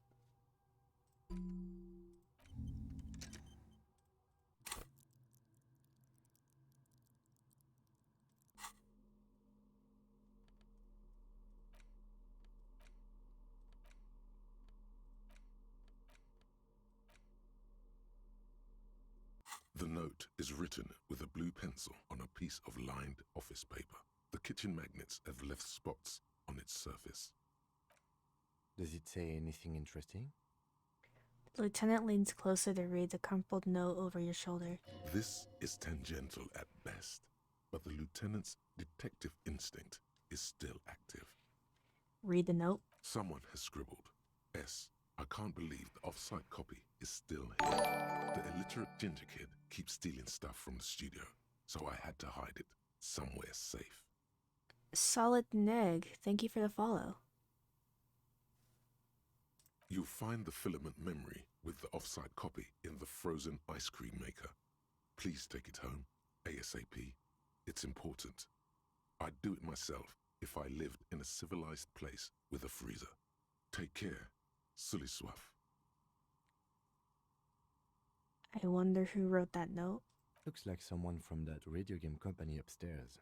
I'm a little surprised they just left their property lying here. Maybe they had to leave in a hurry. That's a plausible hypothesis. Remind me again, what's a filament memory? It belongs inside a radio computer, storing its memory. It's like a tape. You listen to disco tapes, right? It's like one of your disco tapes, only for a computer. Do you have any idea where the frozen ice cream maker could be? I don't know. I assume it's somewhere close to the ice bear fridge. Didn't you see one right next to the breaker box? Who's the illiterate ginger kid? Really? You don't have a single guess? You mean Kuno? Oh, I'm sure that child would love to get his hands on the filament memory. Even if he doesn't know what to do with it, he'd probably try to pawn it for speed, based on our encounter. Put away the note. Let's look at the bullet. The bullet is safely sealed away in a plastic bag bearing the RCM stamp. Kim has filled out the label on the bag with the item number, case number, and date and location the bullet was found. Beside his orderly handwriting, the bullet looks especially sad, like a tiny, shriveled head of cauliflower. What do I do with you, bullet? What? The lieutenant steps closer. I said, what do I do with you, bullet? Well, if I was the bullet, which I'm not, I would say, find the weapon that shot me. Good idea. If we find who owns it, we will have likely found who used it, possibly to kill our victim. In conclusion, the more we know about this bullet of yours, the better. Feel the bullet through the bag. The squashed bullet has some sharp edges where the jacket has split open. It feels cold, even through the bag. Inspect it closer. The jacket of the bullet is made of a yellowish metal. It has blossomed out to reveal a dark grey core. The base of the bullet is close to 5 millimeters in diameter. Look at the jacket. You can just about make out a few striations near the base of the bullet. Little hairlines, linear. It feels standard. And the core? It's quite destroyed. Some of the fragments are still lodged in the wound. What can you say about the bullet so far? It's a jacketed bullet, close to 5 millimeters in diameter. A jacketed bullet. Okay. It would have been shot from a military-grade breech-loading rifle, not from a muzzleloader like those typically found on the streets of Martinez. We were right. This came from a serious weapon. Even the RCM uses ordinary unjacketed conical bullets. This is strange. Very strange. I like this, officer. Strange means unique. Unique means incriminating. We need to find the gun that shot it.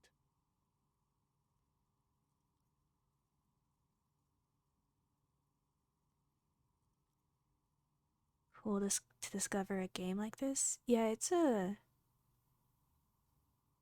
neat game. It's unique. I like it a lot. Something tells you that won't be any time soon. This'll have to be one of those epic tasks that's open for a while. Try to determine what type of weapon shot this. A rifle, Revolutionary period. Your bullet looks to be an old 4.46mm from the surplus left over from the turn of the century. Probably an antique or a retrofitted antique. Make? The 4.46 caliber was widely used with the Belmargrave rifle, a Revacholian manufacturer. The BM dominated the battlefields of the Insulindian theatre of the anti-centennial revolution 50 years ago. Incidentally, you have just such a rifle with you, the dusty old thing you found hidden in the basement below the commercial area. It's unusable, sadly. If it were, the bullet would probably fit the chamber. Is anyone still making these rifles? No, but Zeliger, a major firearm manufacturer, ended up with a surplus after the war, so there are still a lot of these old military rifles floating around, usually broken. The quality was appalling. Who uses Bell Margrave's rifles these days? Antiques enthusiasts, guerrilla fighters in distant countries, a few lucky jamrock bangers. You're looking for the same thing you found in that hidden weapons cache, only in working order. What are you thinking? Bullet? I think I know where this came from. Okay. And? The shot probably came from a Bill Margrave's rifle. An antique. That makes sense. There can't be many breech-loading rifles floating around in Martinez, or anywhere in Ravachol, really. Why not? Sure, there's some arms trafficking, but the laws prohibiting the use of breech loaders we inherited from the monarchy have been effective, from what I've seen. Some new RCM recruits get impatient with their muzzle loaders once they've trained with military-grade weapons, but they realize it's worth it in the end. Worth what? Getting shot? Imagine if everyone, cops, citizens, had access to firearms that could shoot multiple rounds without pausing to reload. After the first shot, the second, third, and so on come much easier. But back to the investigation.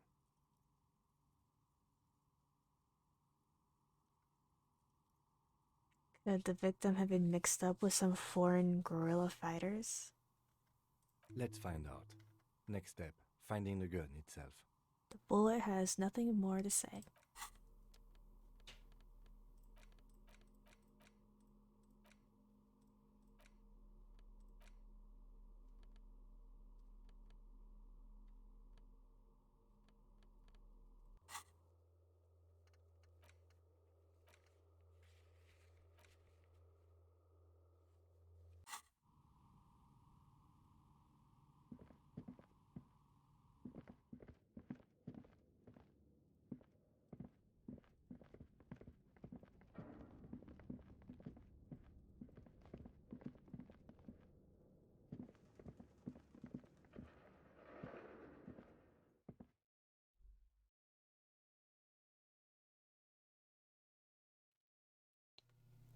The skills checks in this are better than Baldur's Gate 3.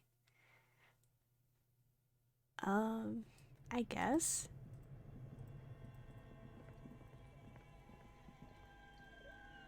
Baldur's Gate skill checks feel like bullshit sometimes. But you can still use people's abilities to boost your skill checks. Outside of combat, that is. Or well, you can do it in combat as well. 2 cables are plugged into the breaker box. The red one leads to the ice bear fridge, and the black one to the ice cream maker nearby. An electric sizzle. The room is slightly quieter now. Something close to you dies with a soft electric purr. Why did you do that?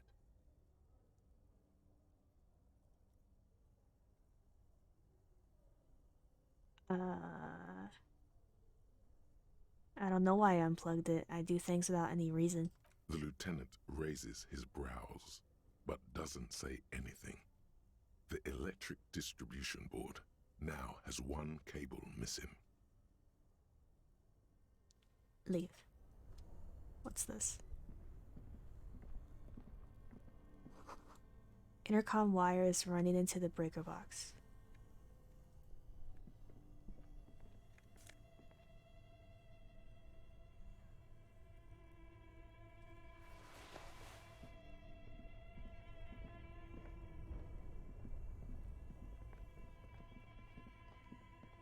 This orange machine is dead still. It has a hand-cranked ice cream churner and an electric freezer. The ice around it slowly melting. Pry bar not strong enough.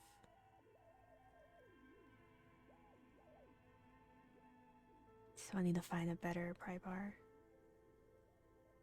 Turn the crank. Turning the crank feels oddly satisfying, like stirring your childhood dreams. In the distance, you hear water dripping. It's all gone now. You'll never become a poet or an entrepreneur. What better to assuage the creeping sense of failure than some frozen fat and sugar?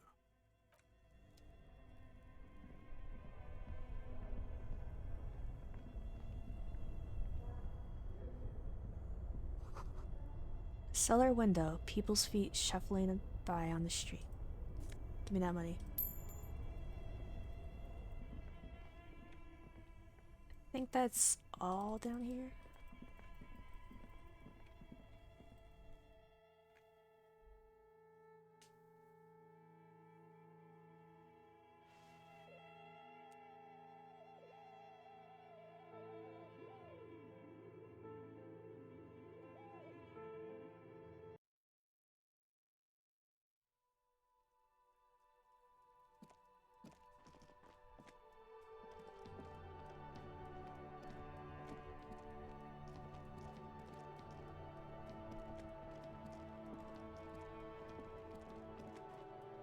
What is this?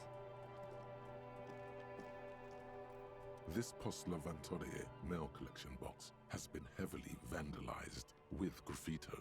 A closer inspection reveals 2 bullet holes in the front.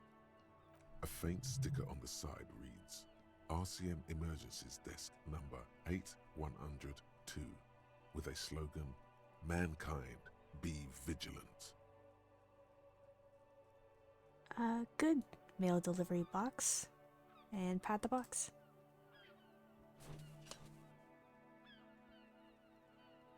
The box seems happy. Eat shit pig, fucked by the coon, and Saint G with a crown have been scribbled on it. Jenny is a whore, and best set mailbox also.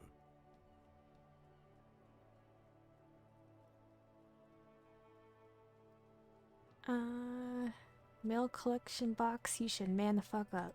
The mailbox does not know how to man up. It is an inanimate object. Alright.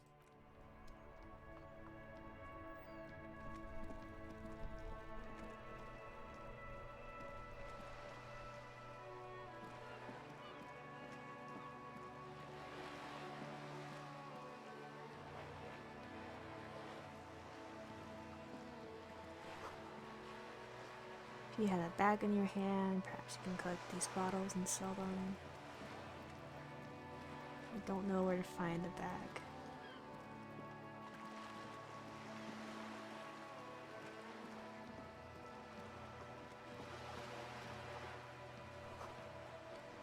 A lonely cormorant surveys the sea, indifferent to as you approach.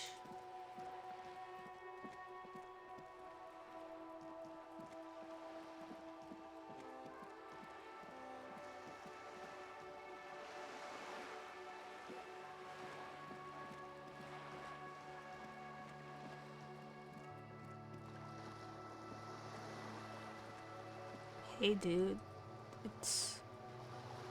Better watch your mouth around me, boy. Okay.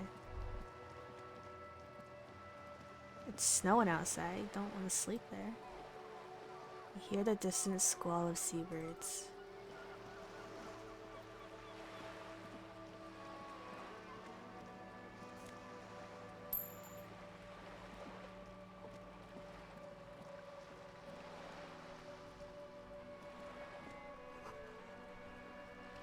Splatter of bullet holes line the wall.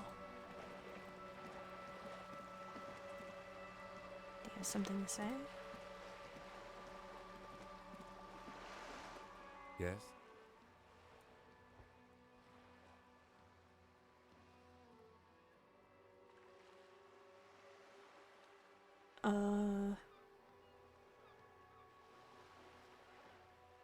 Why did the 41st send me?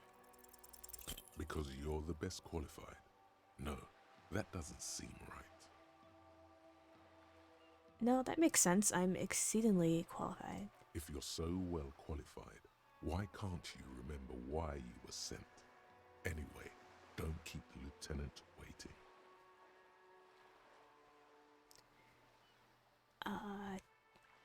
Why not? Convince Kim there's a sexy, dark, mysterious twist in the case. Only banal things strike you. At the core, you're a very banal person with a very small soul. One you should be ashamed of. It's no wonder the soft one doesn't want it back. It was right to abandon you.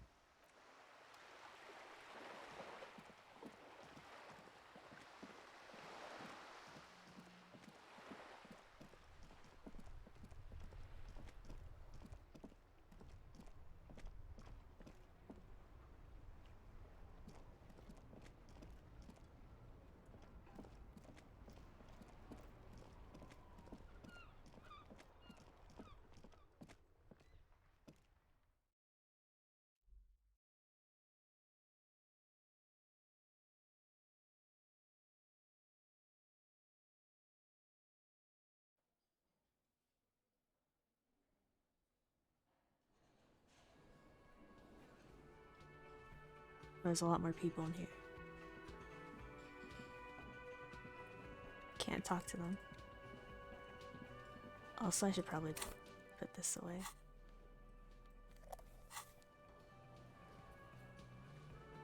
Hey dude, I can't pay you. Can I help you? So, about that money I owe, Yes. Have you got it? how much do I owe you again? A lot. A lot. For the room, drinks, and broken. Yes.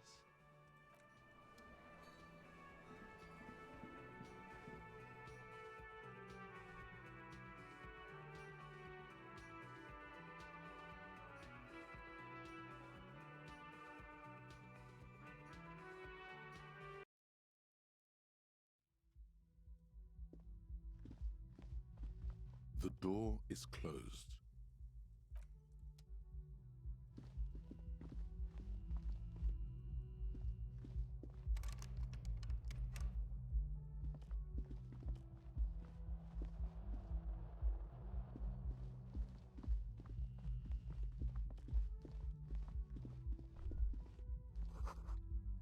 Nothing on the front page rings a bell. Strange.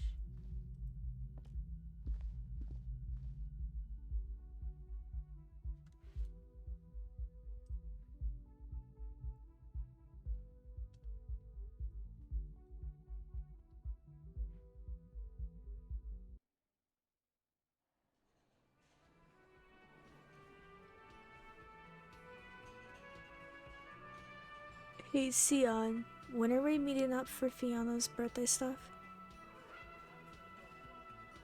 Is it in an hour?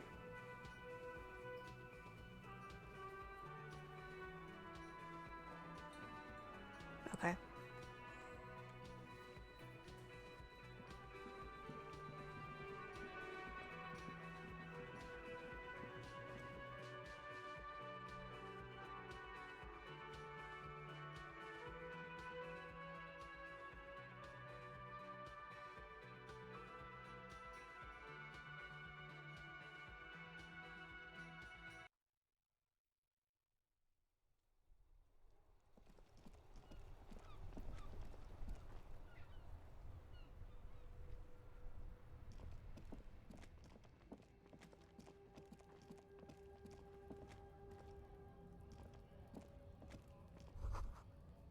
Glossy magazine, most able-bodied men. This issue hosts a top 10 list.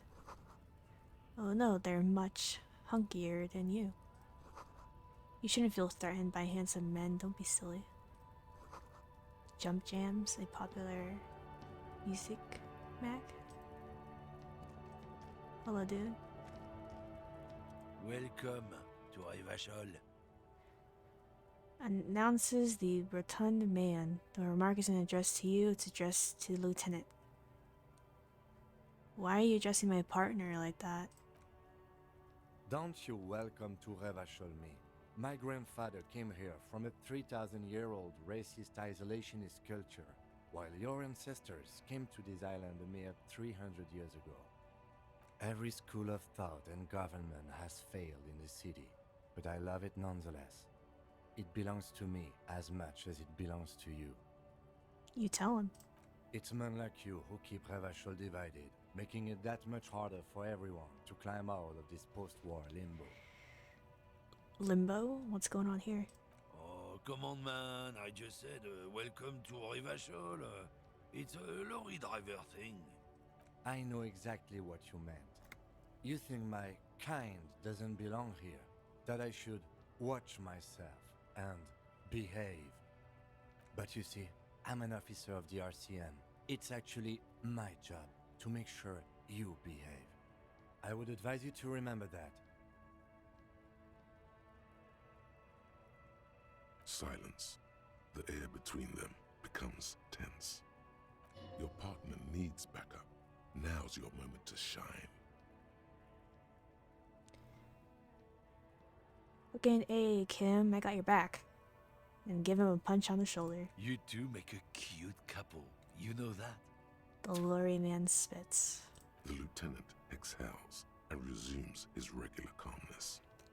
Now that's settled. We have a couple of questions. Whatever you say, officers. He waits impassively, cigarette smoldering between his fingers. He smells of heavy motor oils and his breath of high tar content cigarettes, probably Astra Whites. I found this mug in the trash. Is it yours? Oh man, that's great. Look at that guy go. Haven't seen anything that funny in a while. God damn. Thanks for that, but no, it's not mine. What are you hauling? Oh, not much anymore. I'm here to pick up some cargo, but the dock workers are on strike, so it's a sit and wait on your ass situation. Wait, how long has this been going on then? The strike? Oh, they've been at it for a while. A month, 2 months maybe. But this here is just the last week or so. What kind of cargo are you supposed to pick up? Apples. Apples? Yeah, apples. I take it you had other questions? He's given you the runaround. Let's be honest, you were bested. What was that argument all about? It's about biological determinism, natural law, the sorting of the races. Spits on the ground. Not the most popular topic nowadays, with the coalition in charge and all. You might want to change the topic. That is, bury your head under the sand like common sheep. Change the topic. The way he says it makes it almost sound like a threat. Oh, so you're just a racist. Makes sense. I'm not just racist. Look, I've read books. Huh? The science of racial theory has all been proved, even if some people don't want to accept it. People who've studied these things say that you and me are superior by design. So, naturally, we Occidentals should be in charge. Obviously, you can see the merits in that.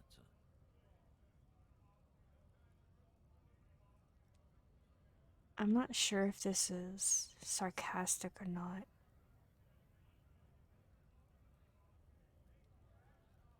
I'm gonna hope it is. Yes, I can really tell you're a prime example of superior design.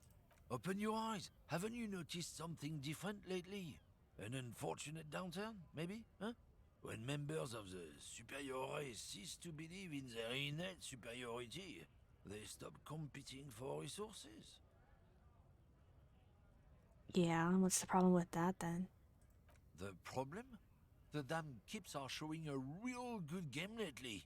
Same with the mosquitoes.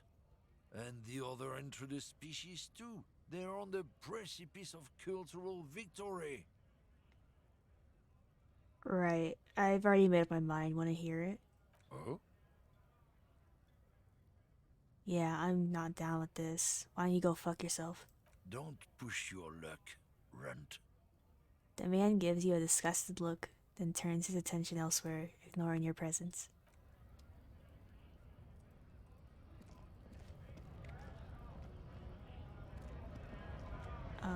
What's this?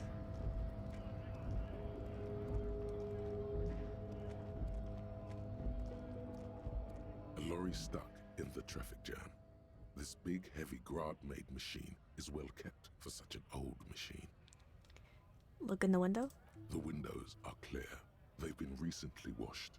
You can see a lorryman's cabin with personal belongings, stickers, insignia. Fumes of heavy fuel oil waft over you, making your eyes sting.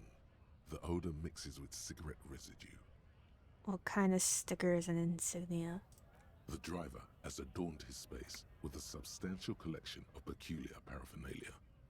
Proclamations about honor, strength, and purity are glued to various panels. A large metal pendant hangs from the rear view mirror. The pendant features a sun crowned with wavy rays. What about the back seat? The back end of the cabin has a small perch to sleep, large ashtrays. There are several suns and wheels sewn into the curtains. Racist nationalist paraphernalia. Not unusual in this part of town. This is our guy. The lieutenant nods towards the racist lorry driver. You think this lorry belongs to our tough guy? Likely, yes. This guy's proud of who he is. Drapes it all over his machine. There he is, in front of Rita, smoking nervously, hoping it's over. He was acting tough before. This probably scared him a bit. Who knows when it will come in handy? A slightly scared, racist lorryman. I guess we'll save that for later. Hey dude, what are you doing? Bastards! We have a right to work! The man yells towards the harbor gates. His voice is the loudest of the lot and oddly screechy for a man his size. What's going on here? Hold up and stay frosty, everyone. Cops are here. The broad-shouldered alpha male turns towards you. He's a full head taller than anyone else here. You here to fuck with us? Beat the honest worker down. Why should I? We're here to fight for a cause. Stripes usually have problems with people who have causes. Okay. Then I'm thinking no. Good. We're fighting for a cause here. Right to work! Right to work! Besides, we're not that different. It helps if people see us talking, cops and strikebreakers together. Shows authorities are on our side. Builds confidence.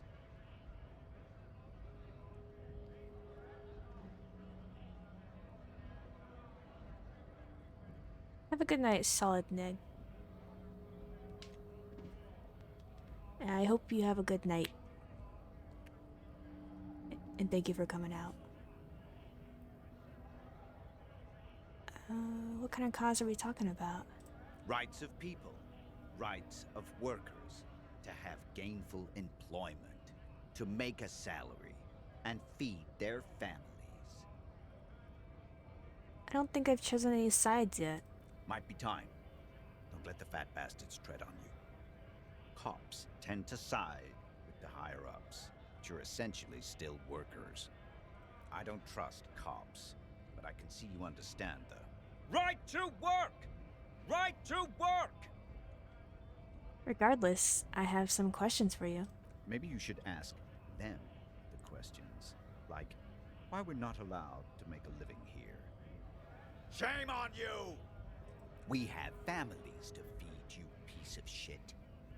He points his finger at the man sitting on the railing. So do we, Scott.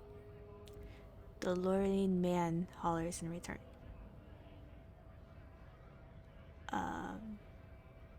Who are all these strikebreakers? Honest men and women with rights to work, to be useful, not toys for corporate interests. The man runs a hand through his steadily graying military haircut. We came here to help the harbor run smoothly in time of crisis. If union fucks don't want work, they ought to let in those who do want work. I have a question. Why do all these men follow your leadership? You think they follow because I'm big and loud? No. They follow the rules of the market, the rules of the economy, because they were given a job to do! What exactly is your goal here? We were promised work. We'd be in there, working, if the bastards hadn't shut the gates.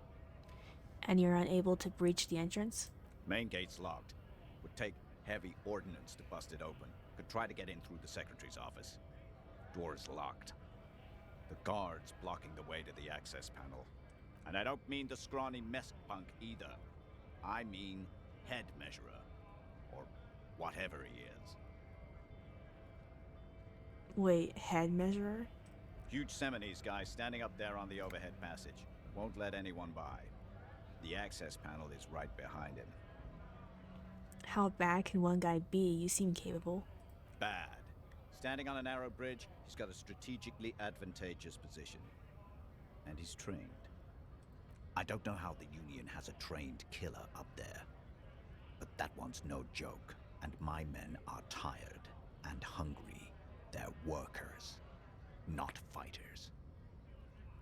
Why don't you just talk to them? Like civilized folk, you mean? These native fucks don't understand civilized. It would be better for the neighborhood if you went home, at least for now, if you can't get in anyway. No! They will give up eventually. Or get drunk. Leave the button unguarded. Then we charge. The man rubs his jaw, a perfect, lightly bearded square wedge. Actually, I need to speak with the union boss. Have fun. Union shits are on full strike. Don't think they're going to let you through the gates. Why you want to meet that fat asshole? I'm interviewing people about a murder that took place here, behind the hostel cafeteria there. I know nothing about a murder. His reply is snappy and terse. Absolutely nothing? Wouldn't put it past these harbor bugs. They'd do anything to stay alive. Right to work! It's shameful. Cops doing nothing. You should bring backup. Open up the gates for us. Blockading gainful employment for workers is a crime. This really isn't my area of expertise. We are not picking a side in this just yet, sir. Pity. Let us work!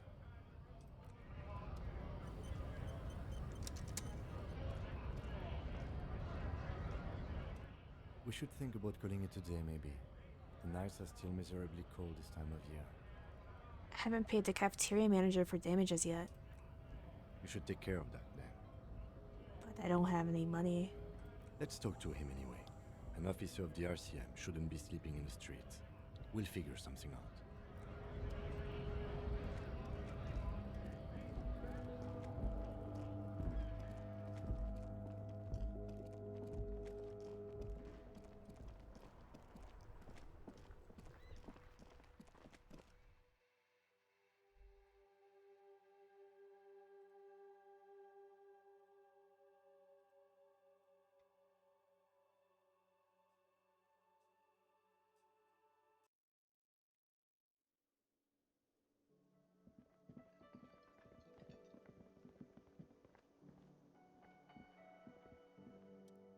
Can I help you?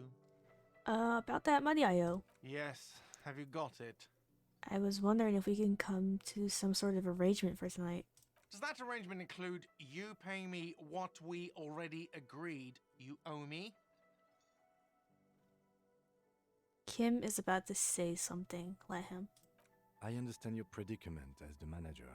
However, He adjusts his glasses. I feel I must remind you that we are here to conduct an important investigation that also affects your business. Forgive me for saying this, but your colleague seems more committed to drinking, and He stops mid-sentence. I mean no offense. It's really nothing personal. I just have to protect the interests of this establishment. Hold on, I still have my key, you know. Good luck trying to use it. He taps his foot against a metal box installed in the back of the counter. Draconian measures. All the locks have an electronic component. They have to be unlocked down here with a master key before your guest key will open the lock. This conversation isn't going anywhere, is it? Not until you bring me the money. Okay, I might have something in my motor carriage we can use when you're done here. I really didn't want to resort to this. The man is thinking. Oh, Lieutenant, we're done here.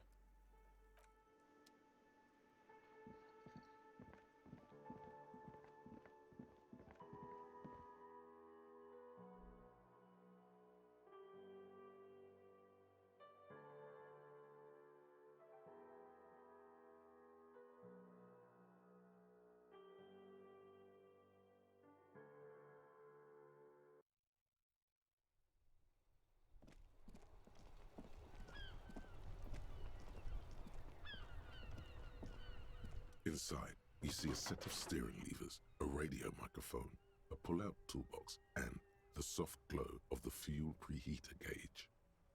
I have something here we could sell. Look in the back, in the suspect transport enclosure. Transport enclosure? Regular people just call it the cage. Look in the suspect transport enclosure. The cage at the back of the motor carriage looks rather uncomfortable. 4 shiny hubcaps are stacked against the seat. Their silver edges sparkle in the dark. I confiscated these 4 a little while back. We can take them to the pawn shop down by the Martinez Canal.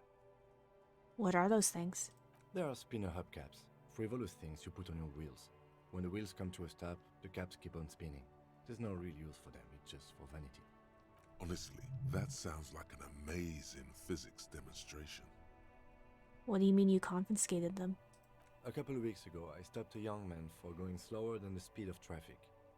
Turns out he was some coalition official's son and high. So you took his spinners? Mm-hmm. I took them and arrested him for driving under the influence. I get it. I would have confiscated them too. They're mesmerizing. That they are. I was going to take them into evidence, but they weren't necessary for conviction. He never asked for them back. Did you want to put these spinners on your machine? No, that would be silly. I don't know why I kept them. It doesn't matter. I couldn't put them on this MC anyway. A cop with spinners. That would be outrageous. Yes, outrageously cool. He flashes a smile, barely visible in the dark. I'm sorry you have to sell them because of me. As I said, they are useless anyway. I should have remembered I have these earlier. But thank you. Thanks. I appreciate your help. Appreciate your help. The lieutenant nods as you take the spinners. Let's go to the pawn shop.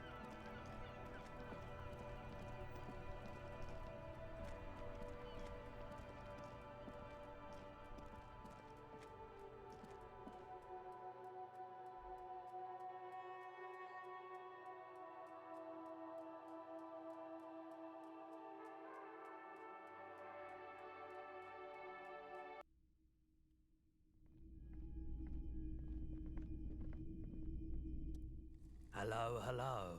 Let me know if I can help you with anything. Yes, we'd like to sell these hubcaps. The lieutenant steps in and hands him the spinners. Roy takes the hubcaps from the lieutenant and inspects them. The spinners appear iridescent in the dancing light of his pawn shop. Yes, these are very, very good. Did you defraud some foreign prince for them? Jump-a-mesque banger? No matter. I'll give you 200 real. No one was defrauded or jumped, I assure you. The lieutenant explains as the pawnbroker opens the register and counts the cash. Of course, I meant no offense. 200 real for you, officer. Delightful doing business with you. Do come again. Thank you. He takes the cash and then turns to you. Here's the 130 real you need for your bill. Do not waste it. The rest goes in his pocket. Anything else you're thinking of selling? I have this fascinating photo of a corpse here.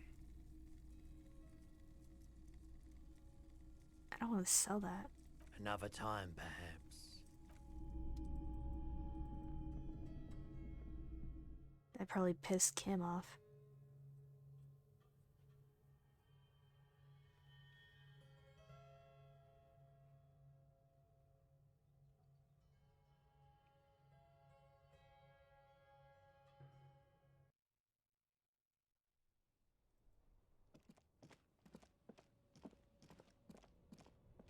Kim's just trying to do his job. He's a good man, though.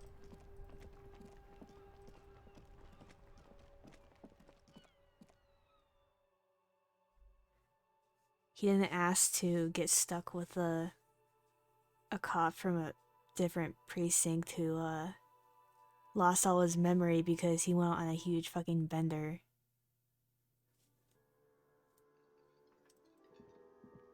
Instead of, you know, doing his job. Can I help you? Yes, well... Here it is. Sorry for the trouble. Great. Thank you, officer. That's all I wanted. Payment for services rendered. If you continue to stay here, I just ask that you please pay your nightly bill in advance starting tomorrow. The electronic lock to your room has been disabled till 9 p.m. tomorrow. Please pay for each night in advance starting tomorrow. 20 real per night. I'll take a room here too. Of course. Always happy to have officers from the RCM as guests. Anything else I can do for you? Goodbye.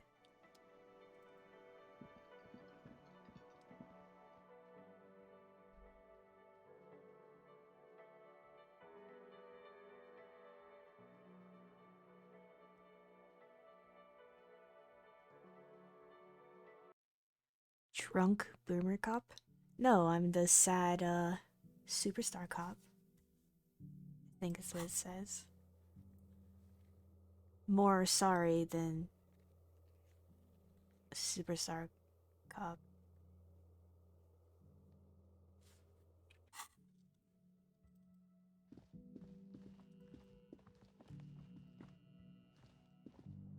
This is the door to the room you redecorated. Good night, Lieutenant.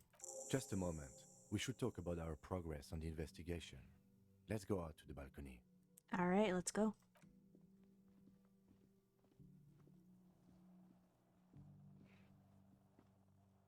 The air outside is brisk.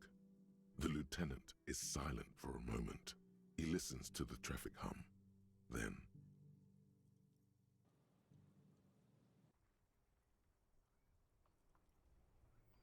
Now then, we should talk about the investigation. But I also feel you're a bit hazy on the RCM. Our role here, our rights, our jurisdiction, basically. He lights a cigarette. I didn't know you smoked, Kim. I have a cigarette every night when I go over my notes. It's something of a ritual. Oh man, he looks so devastatingly cool with that cigarette. How'd you get so cool, Kim? You mean this? This isn't cool. It's an unnecessary trial of will and unhealthy. He flicks the ash. Keeping the habit within the parameters he's given himself takes a lot of focus. It would be easier to simply quit. 1 second. The music is a bit loud. Let me just up the voice a bit. Yet, were he to quit, he would lose the cool factor. This man relishes his cool quite a bit below it all. Is there anything I'm gonna play because Fiona doesn't have any ideas? I don't know.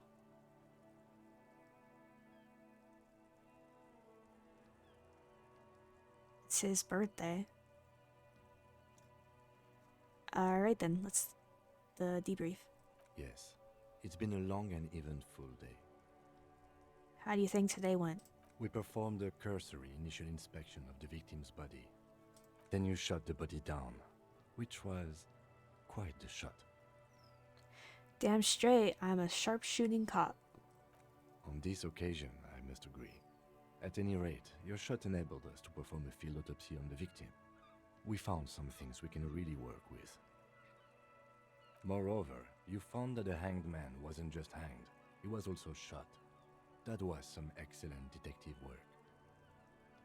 And you managed to locate and pull out the bullet, so we can get ballistics, make off the gun. All this is invaluable.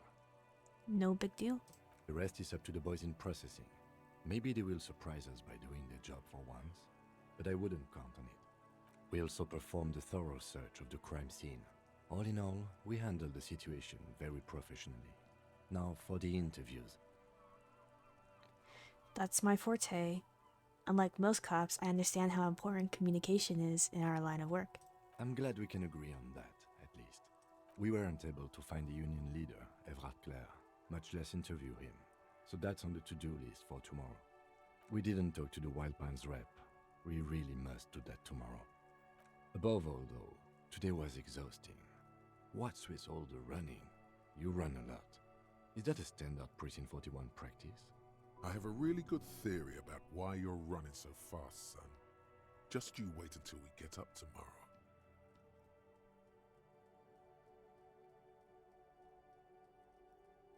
I don't like to waste time, you know? My mind moves fast, the rest has to try to keep up. It's impressive, especially for a man your age. And in those hills.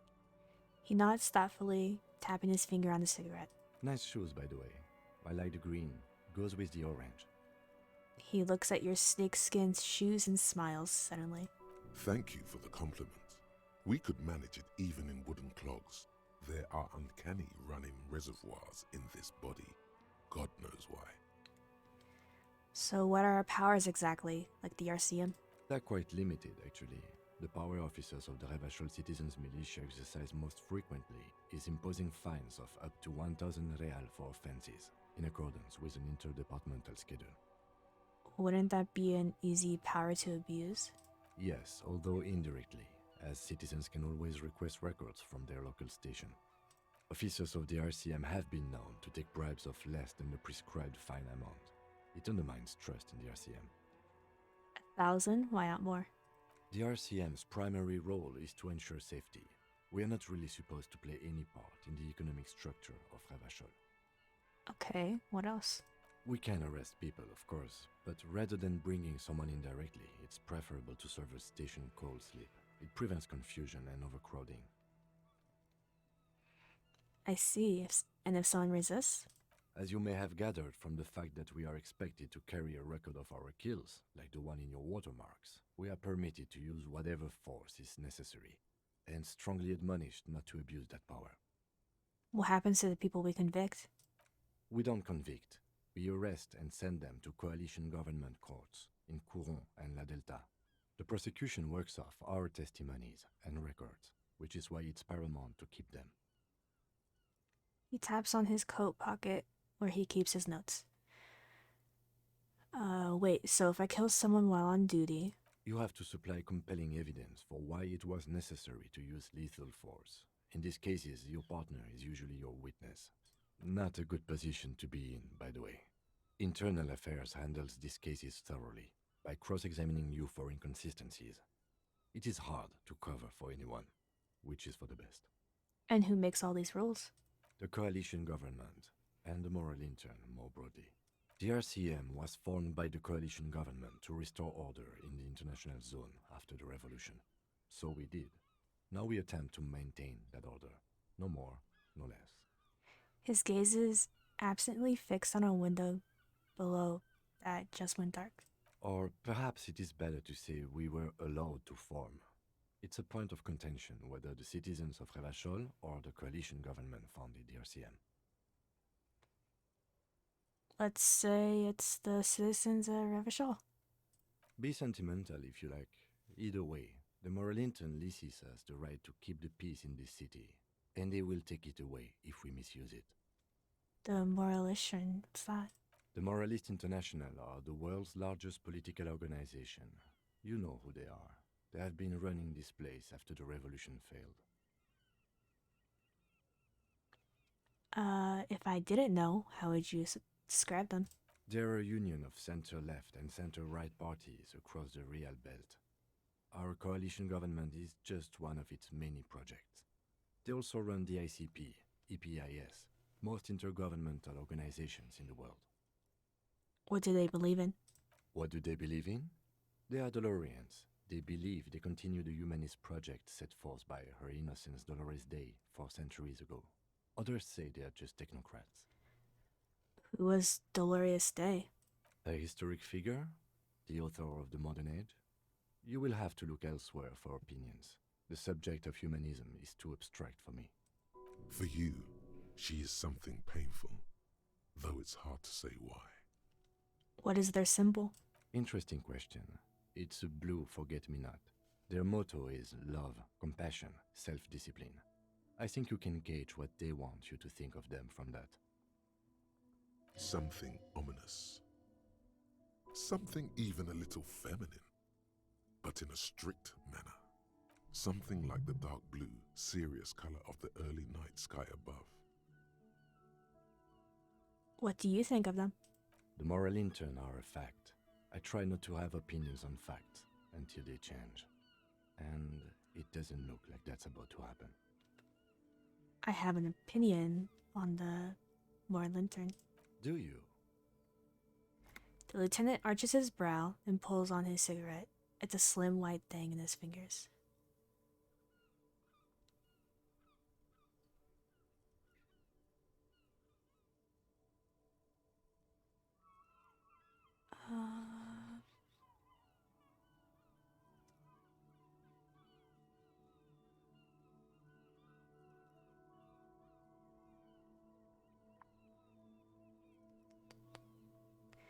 Things are bad out there. We need them to keep giving us the right to police Revachol. In fact, we would need them even if you didn't think that way. We are in what is called the twilight of international law. The laws we claim to enforce come from the MI. Without them, we are simply vigilantes. Actually, vigilantes is okay with me. Then you will adore Martinez. For many of these people, the Union especially, vigilantes is precisely what we are. Personally, I don't enjoy it much. He looks at the roundabout. The lights of the orphan district are reflected in his glasses. The red and golden orbs of the motorway sliding like pearls on a string from east to west as Revachol commutes back to the suburbs. Tomorrow is Tuesday. Monday is over. Say nothing and just look into the night. The dying lights of the city shimmer below. Slowly, like luminous clouds, they pass on his lenses. The lieutenant looks at his slim cigarette, contemplating the next drag. This soldier is the highlight of the day for me, he thinks. This little stick right here. They really don't like us here. And the mouth on that kid, Kuno. It's different inland, in Jamrock and the GRIH. He pulls on the cigarette. Why are they like this? It's our fault for leaving this place to the dogs, to the Union, to the company, not daring to come here more often. It's like I told you, this place is an orphan, fallen between the cracks. And in the Jamrock and the GRIH. We run this city. West of the river is RCM land. He looks at the dark silhouette of the equestrian monument cutting into the night sky. It's incredibly hard. Human beings are... But we are in control, and it's worth it. The organization works. Our systems work. If they didn't, the city would disintegrate. I hope our investigation will help improve the situation here, at least do some good. Me too. but I wouldn't count on any drastic changes in our lifetimes. He is very tired, but the dark circles under his eyes make him look younger, not older. Thank you for this. Yeah, it's getting very cold now. Let's go. He puts out the stub of a cigarette and looks at the door. Or looks to the door. Bedtime.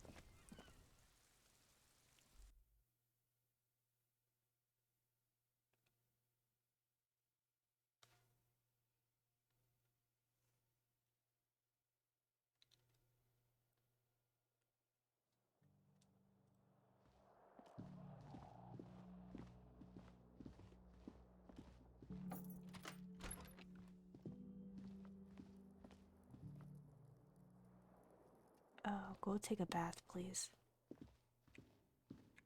Maybe not.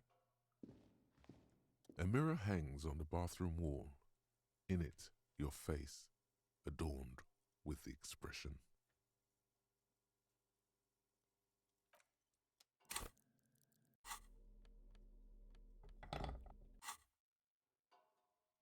A mirror hangs on the bathroom wall. In it, your face, adorned with the expression. Use your chain cutters to fix the faucet. Stop steam from fogging up the mirror. The chain cutters slip out of your hands as you attempt to twist the faucet into place. Well, you know one thing for sure. You've probably never been a plumber. You know, why not? Let's try that again.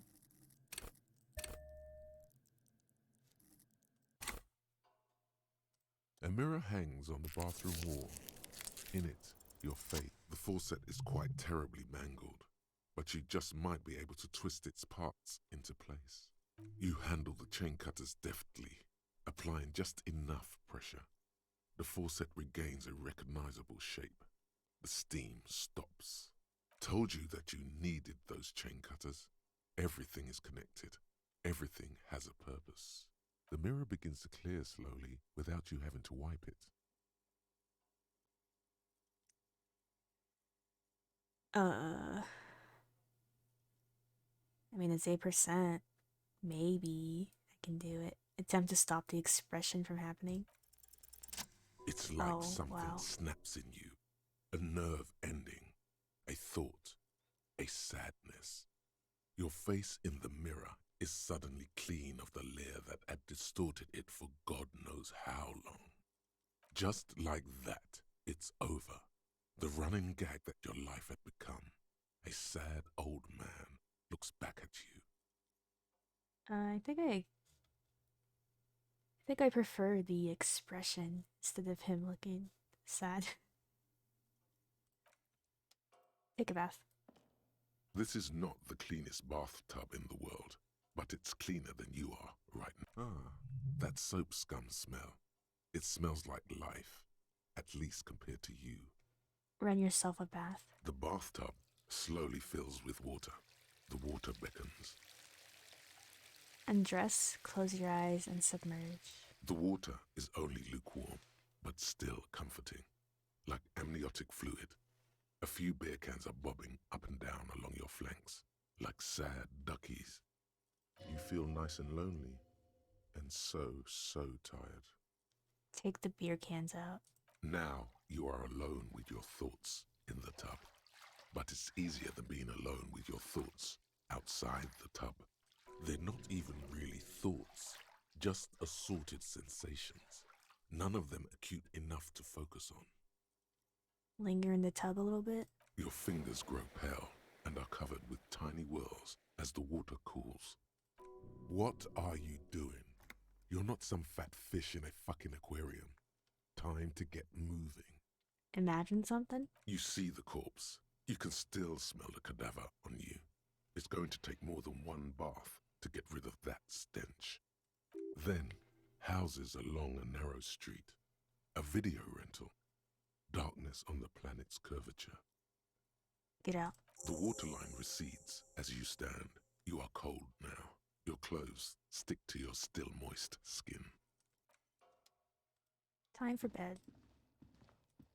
The bed is cold and not particularly inviting, but it's yours. The sheets look awful. Krellin. The sheets feel at once coarse and clammy against your skin. The bed sags beneath your weight as you stretch out and finally close your eyes. And then sleep doesn't come.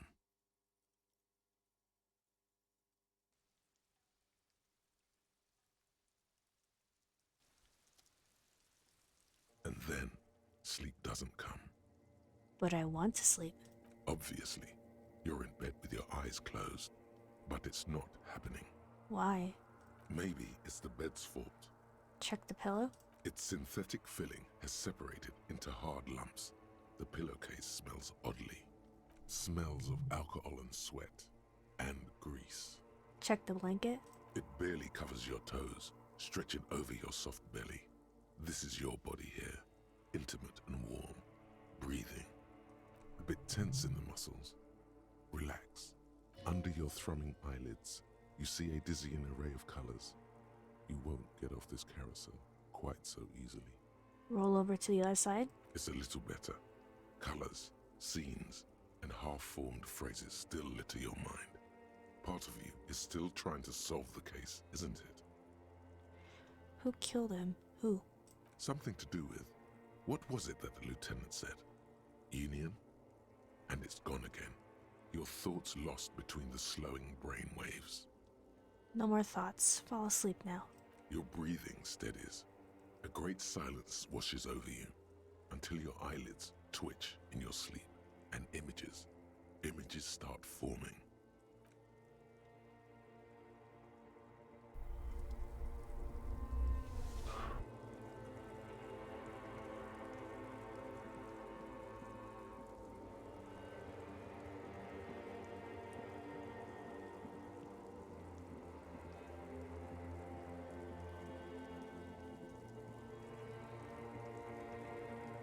Do you remember the scent of your childhood? I was born in a hospital where people usually go to die. You're not kidding anyone, Harry. You don't remember shit. Tell me, do you remember your wife's hand on your face? I was left. That's right, funky baby. And you just stood there. One hand on the bottle and the other on your dick. Watching her go. Let it all be dragged away from you. Tell me, where are your friends? Human beings have friends, Harry boy. Where the hell are yours? I can get it all back. No, it's gone. 3 times gone and never coming back. You failed. You failed me. You failed Elysium. What is Elysium? Everything. The Pale and the Isolas on the surface. The outer magnetosphere. Burning, furious truth. 8,000 years of written history. You really dropped the ball, Harry. 4.6 billion people, and you failed every single one of them. You really fucked up. I can come back from this. You're not coming back from shit. Thrashing around in that high conductivity state of yours, bumping into things and acting like a clown? Who are you kidding? I'm trying to solve this case. You're trying to what? I can't hear you. This is just a word dream now. Jumbled up garbage. The pictures are gone. The bed rises to meet you. A thin, sleep-like state. More glass than velvet, grinding in your head. So something is wrong. Sleep shouldn't be this bad, this dry, this unnourishing. There's something wrong with your thoughts. Some kind of new type of hangover. God, there's another type? Oh, yes, party boy. And it's worse than the one before. Just think of the shit you saw. Here it comes, too. So soon already. A silent alarm goes off in your head like clockwork. Barely let you sleep at all. Time to get those clothes on, Harry.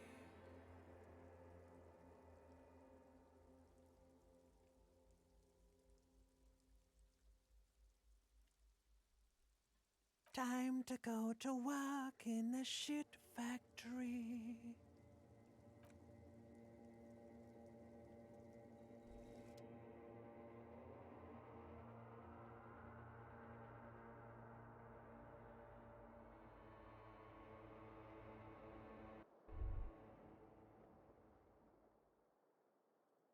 Good going, buddy. Oh my god, what the hell was that?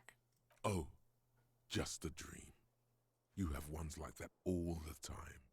You feel even worse this morning than you did last night. What the hell's going on with me? You mean, why are you so tired? Too tired and down to even think? It is worrying, isn't it? You can't be a detective like this. Detectives need to be able to think. No, that's not it, really. I feel super good. That's not really true. Your heart has finally pumped all the speed out of your system, Buster. Time to get some more. You're too weak to say no now. Waking up is the worst part. Maybe somewhere down the line you could decline. No, I can take this. I'm not gonna go looking for speed. Are you sure? Ready to live as this pathetic shell of yourself for days? Basically, a week. Let's be honest, 2 weeks. Maybe 3. You won't make it. Half the town will be dead by then. You will be fired. That's a lie. I can do this without speed. Half the town won't be dead. Suit yourself, slow, sad shell man. See how you do without your spark. Alright. I'm gonna end here for today. Thank y'all for coming out. Hope you have a good night.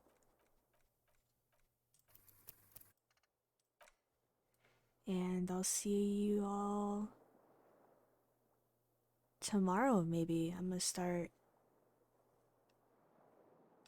stream around 8 o'clock Pacific. Say y'all again. I just did.